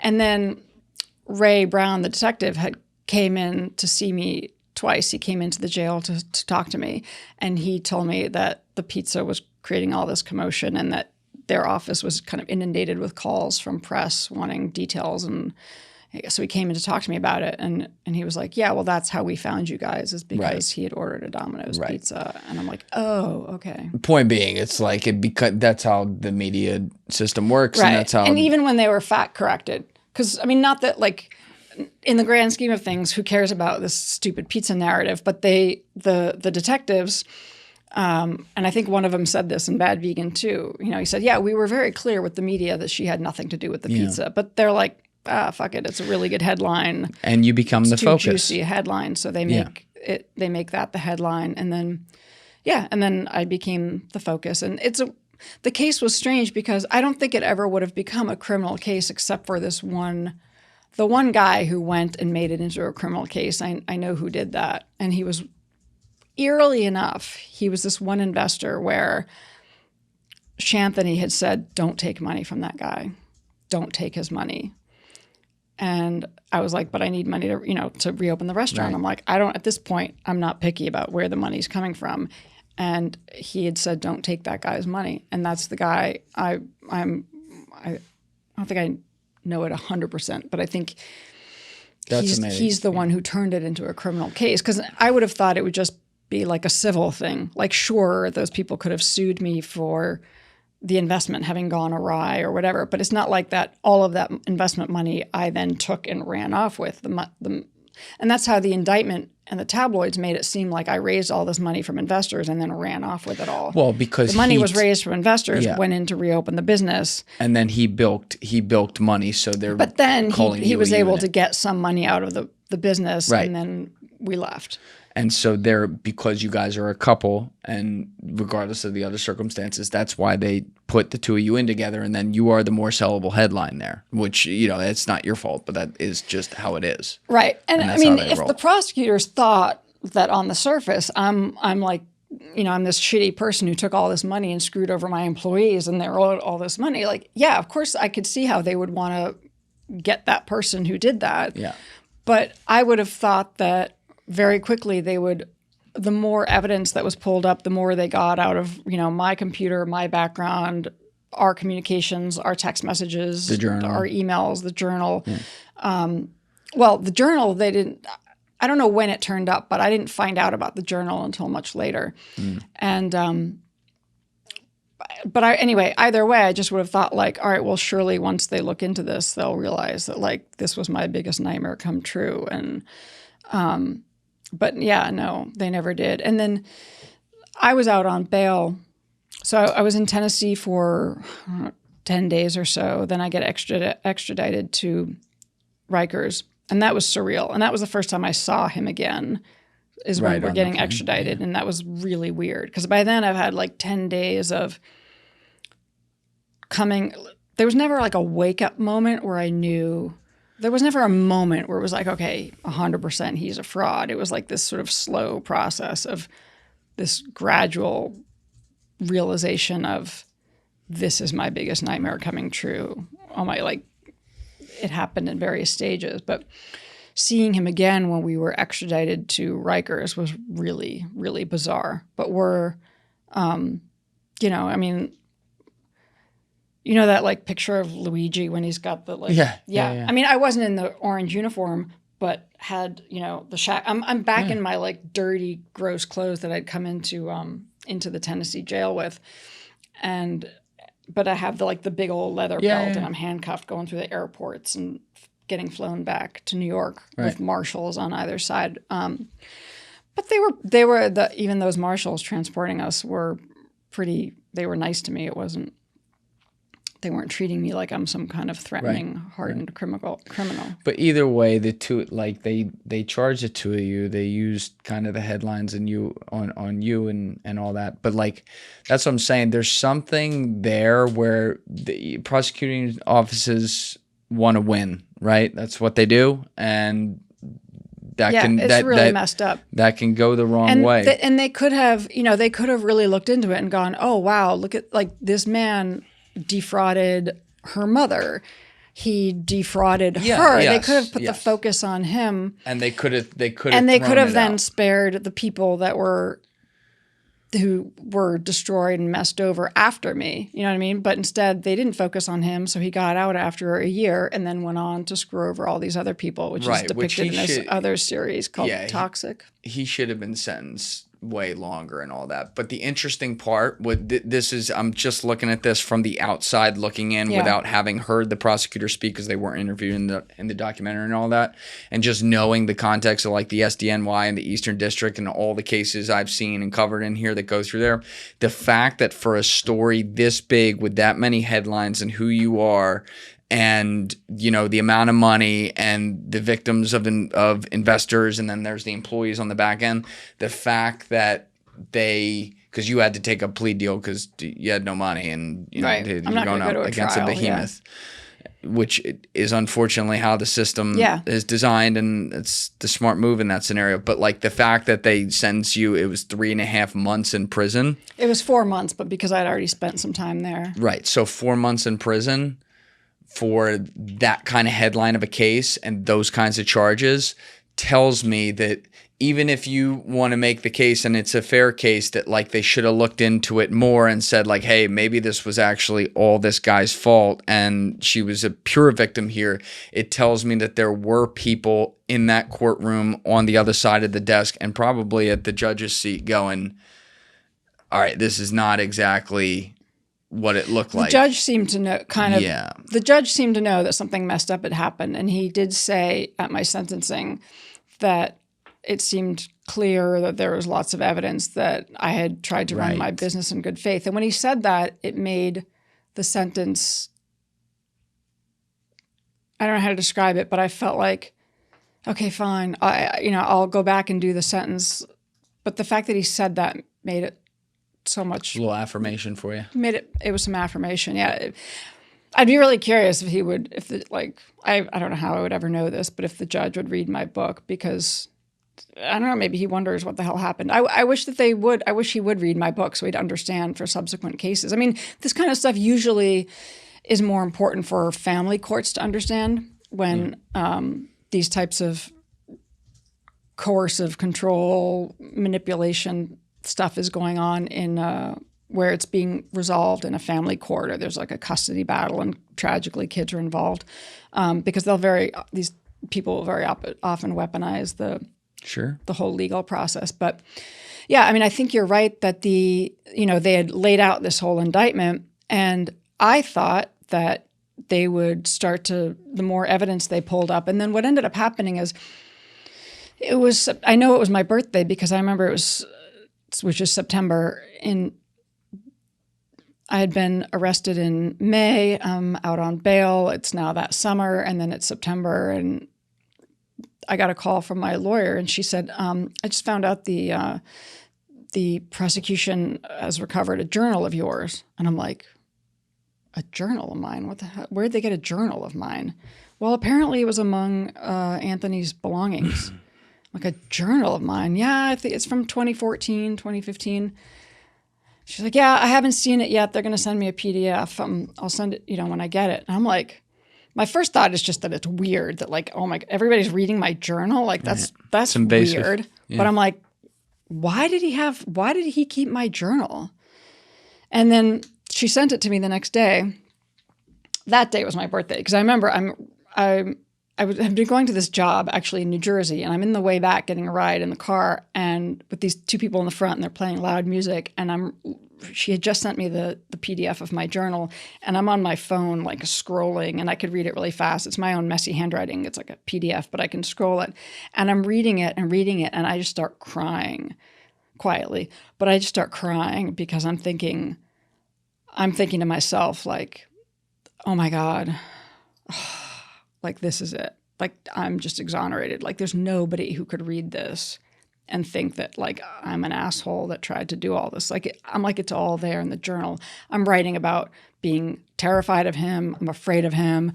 Like, what, why is he making me send him another wire? I don't understand what's going on. Like, I want to, the whole journal, which, if anybody's curious, like, I've thought about, like, I should just post the whole thing somewhere with a link and people can read it.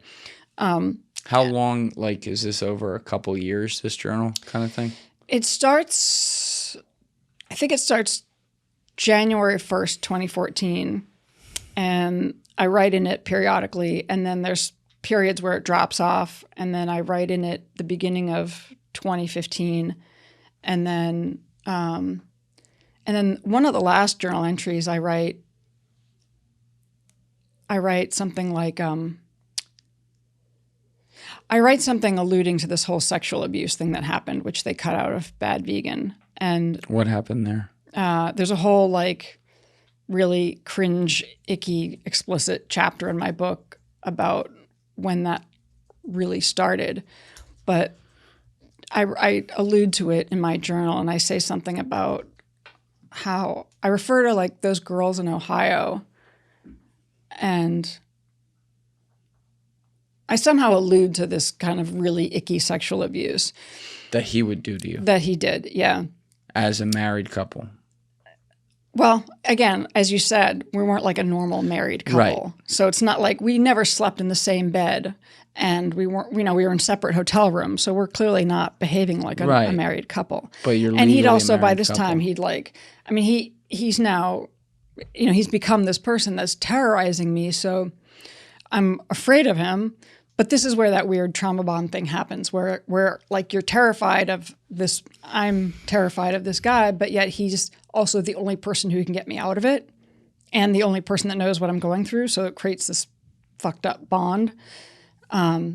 So because I remember having these, sometimes, as much as I hated him and I was terrified, sometimes the idea of, like, if he just abandons me, then I'm stuck with this whole problem. He's the only one who can get me out of it, is how it seems. Mm.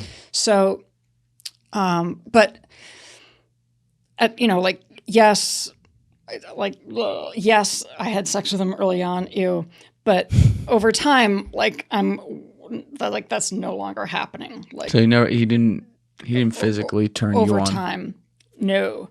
It's the other way around. I was repulsed by him. Mm-hmm. And so, and then this is what he starts doing after I got the restaurant reopened, which I find it really impressive. I think it's objectively impressive that I was able to raise money and get that place back open, and it's operating I do too. again. That's crazy. Like, you were able to do that. Holy shit. Yeah. And I went through, that was exhausting. And meanwhile, the whole time he's there berating me and torturing me. Just like, I'm trying to get the restaurant open, and he is like yelling at me to go run errands for him or something. And and then questioning me like it's some kind of interrogation about who did I meet with and what did they say and what happened and blah, blah, blah. Just, that's when it really was ramped up in the most extreme level of like culty control and bullshit. And he even did this thing that I heard Leah Remini from Scientology explain this in an interview.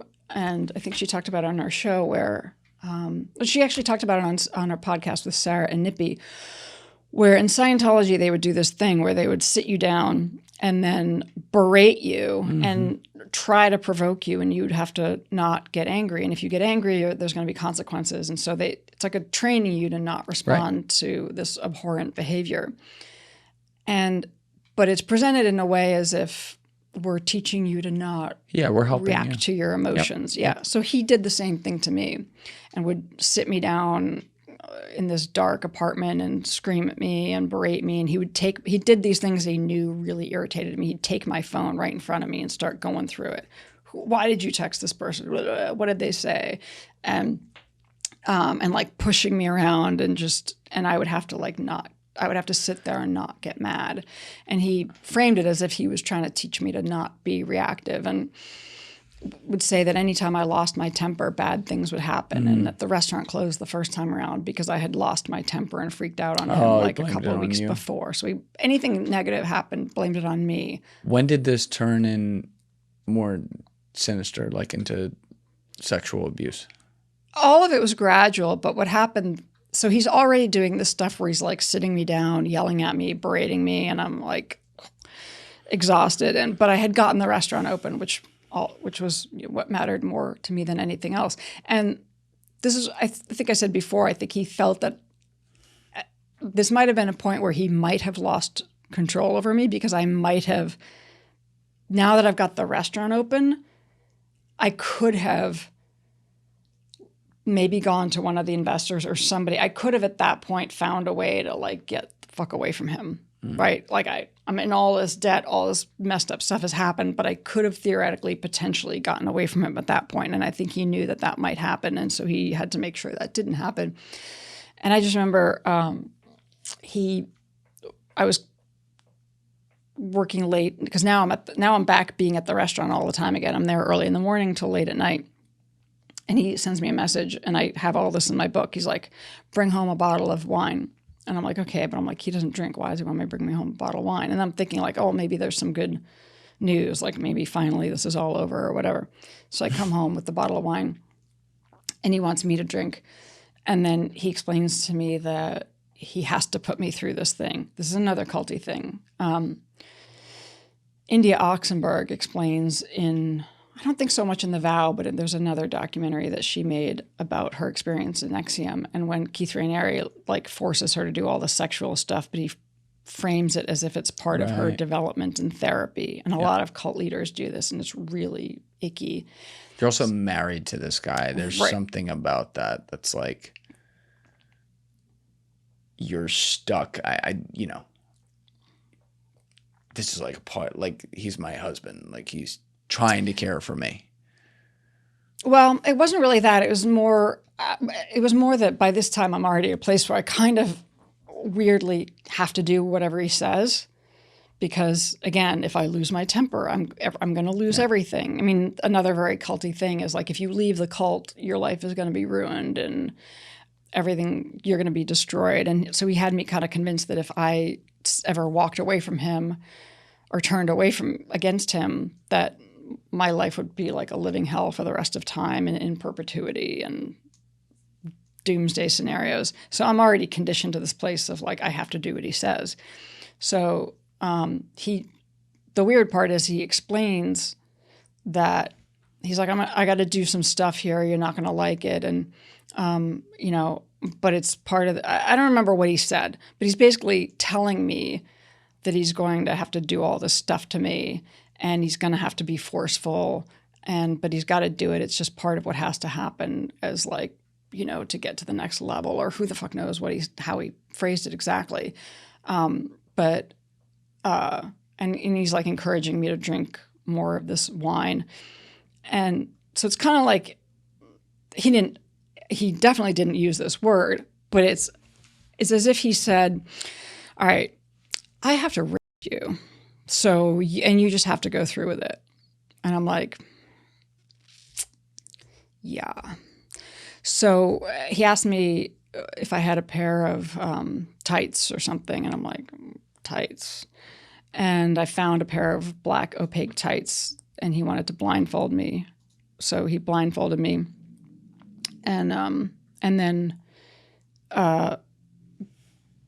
basically it's like enacting this scene where, you know, he's yelling at me and get on your knees and take all your clothes off and do this and blah, blah, blah. And it's like this whole scene that I put it all in it was the most cringy chapter to write of my book because I described the whole thing and what I remember of it. And, but I remember after that, you know, and I'm crying and, you know, and he's doing all kinds of disgusting shit. And afterwards, I remember thinking that like something crossed my mind where I was like, oh, so that's what it feels like to get raped. Like now I know what that feels like. But it's weird because you don't really think of it that way because legally I'm married to this guy. And not to mention he told me this is what he's going to do, right? So I can't, it's very strange. In theory, I could have started like punching him, even though he could have physically overpowered me because he was big and strong. But I mean, I could have started punching and kicking and screaming my head off. I'm in Manhattan. If you start screaming your head off in an apartment, somebody's going to come and hear you. But you didn't. So, you know, he basically told me I had to go through with this, but yeah. And then afterwards, he said he was never going to do it again. But what I write in my book is like, which of course meant that of course he was going to do it again eventually. So he was in there. There was. I think that's more than of course just he's trying to wear you down and control you. There's some sort of sexual fucked up gratification there for sure that he's into. I think what gives these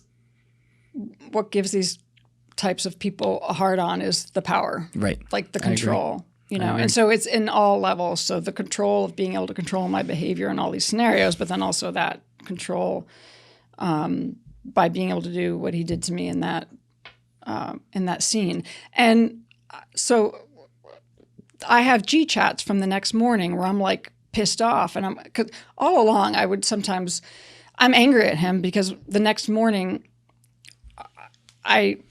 I'm going to get up and go early to the restaurant at like 7 in the morning or 8 in the morning or whatever it is. And I'm like running around to get ready. I got to walk Leon. I got to get to the restaurant.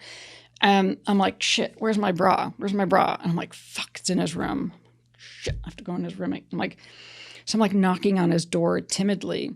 And he yells at me. And, you know, and I'm like knocking. He's like, what the fuck do you want? Why are you waking me up? Like a total asshole. And I'm like, oh. And I go in there and I'm like, I need my fucking bra, you know? And so I like grab my bra and run out. And he's yelling at me like, don't ever wake me up and whatever. So when we have this G chat after when I'm at the restaurant, it's just that we have this conversation where I'm referring to like, why the fuck do you think my bra was in there the first place? Fuck you, you know? And so I refer in writing various times subsequently to what he did. And I even use the word rape where I'm like, you don't fucking rape, you know, because he'd say something about like, oh, I love you. And I'm like, you don't fucking rape somebody you love. And like, oh, you said that. So I said that stuff in writing. The prosecution had all of that. They're reading all of that. They saw all of that. And still are like, yeah, fuck her. She should go to jail. Yeah. And the prosecutor was still pushing for 1 to 3 years. For me and him, like the same sentence for me and him, as if we're both that part's crazy. Culpable. That part's or crazy. Equally. I could understand that fucked up shit happened. I'm technically responsible.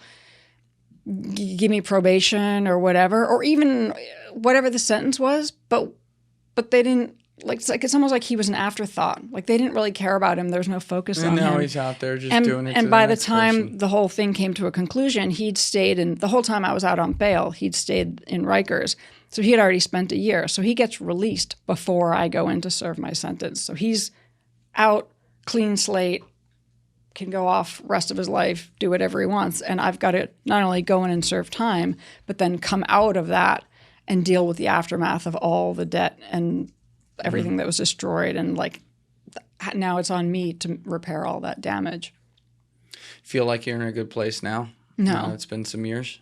I mean, I'm in a way better place, and I've learned a ton. And so it is sort of psychologically fascinating. You are definitely psychologically fascinating for sure. Like it's a wild ride, and I really appreciate you going through everything with us today and like in the detail that you did. I know that's a lot, but we'll put these out separately, probably a couple weeks apart or something like that. But there will be 2 from this. So the book link's down below so people could check that out. If they want to compare that with the documentary that you laid out and explain what they didn't leave in there today, that's on Netflix. You can go check that too. But thank you so much for doing this, Sarma. Yeah, thank you. All right. Everybody else, you know what it is. Give it a thought. Get back to me. Peace. Thank you guys for watching the episode. If you haven't already, please hit that subscribe button and smash that like button on the video. They're both a huge, huge help. And if you would like to follow me on Instagram and X, those links are in my description below.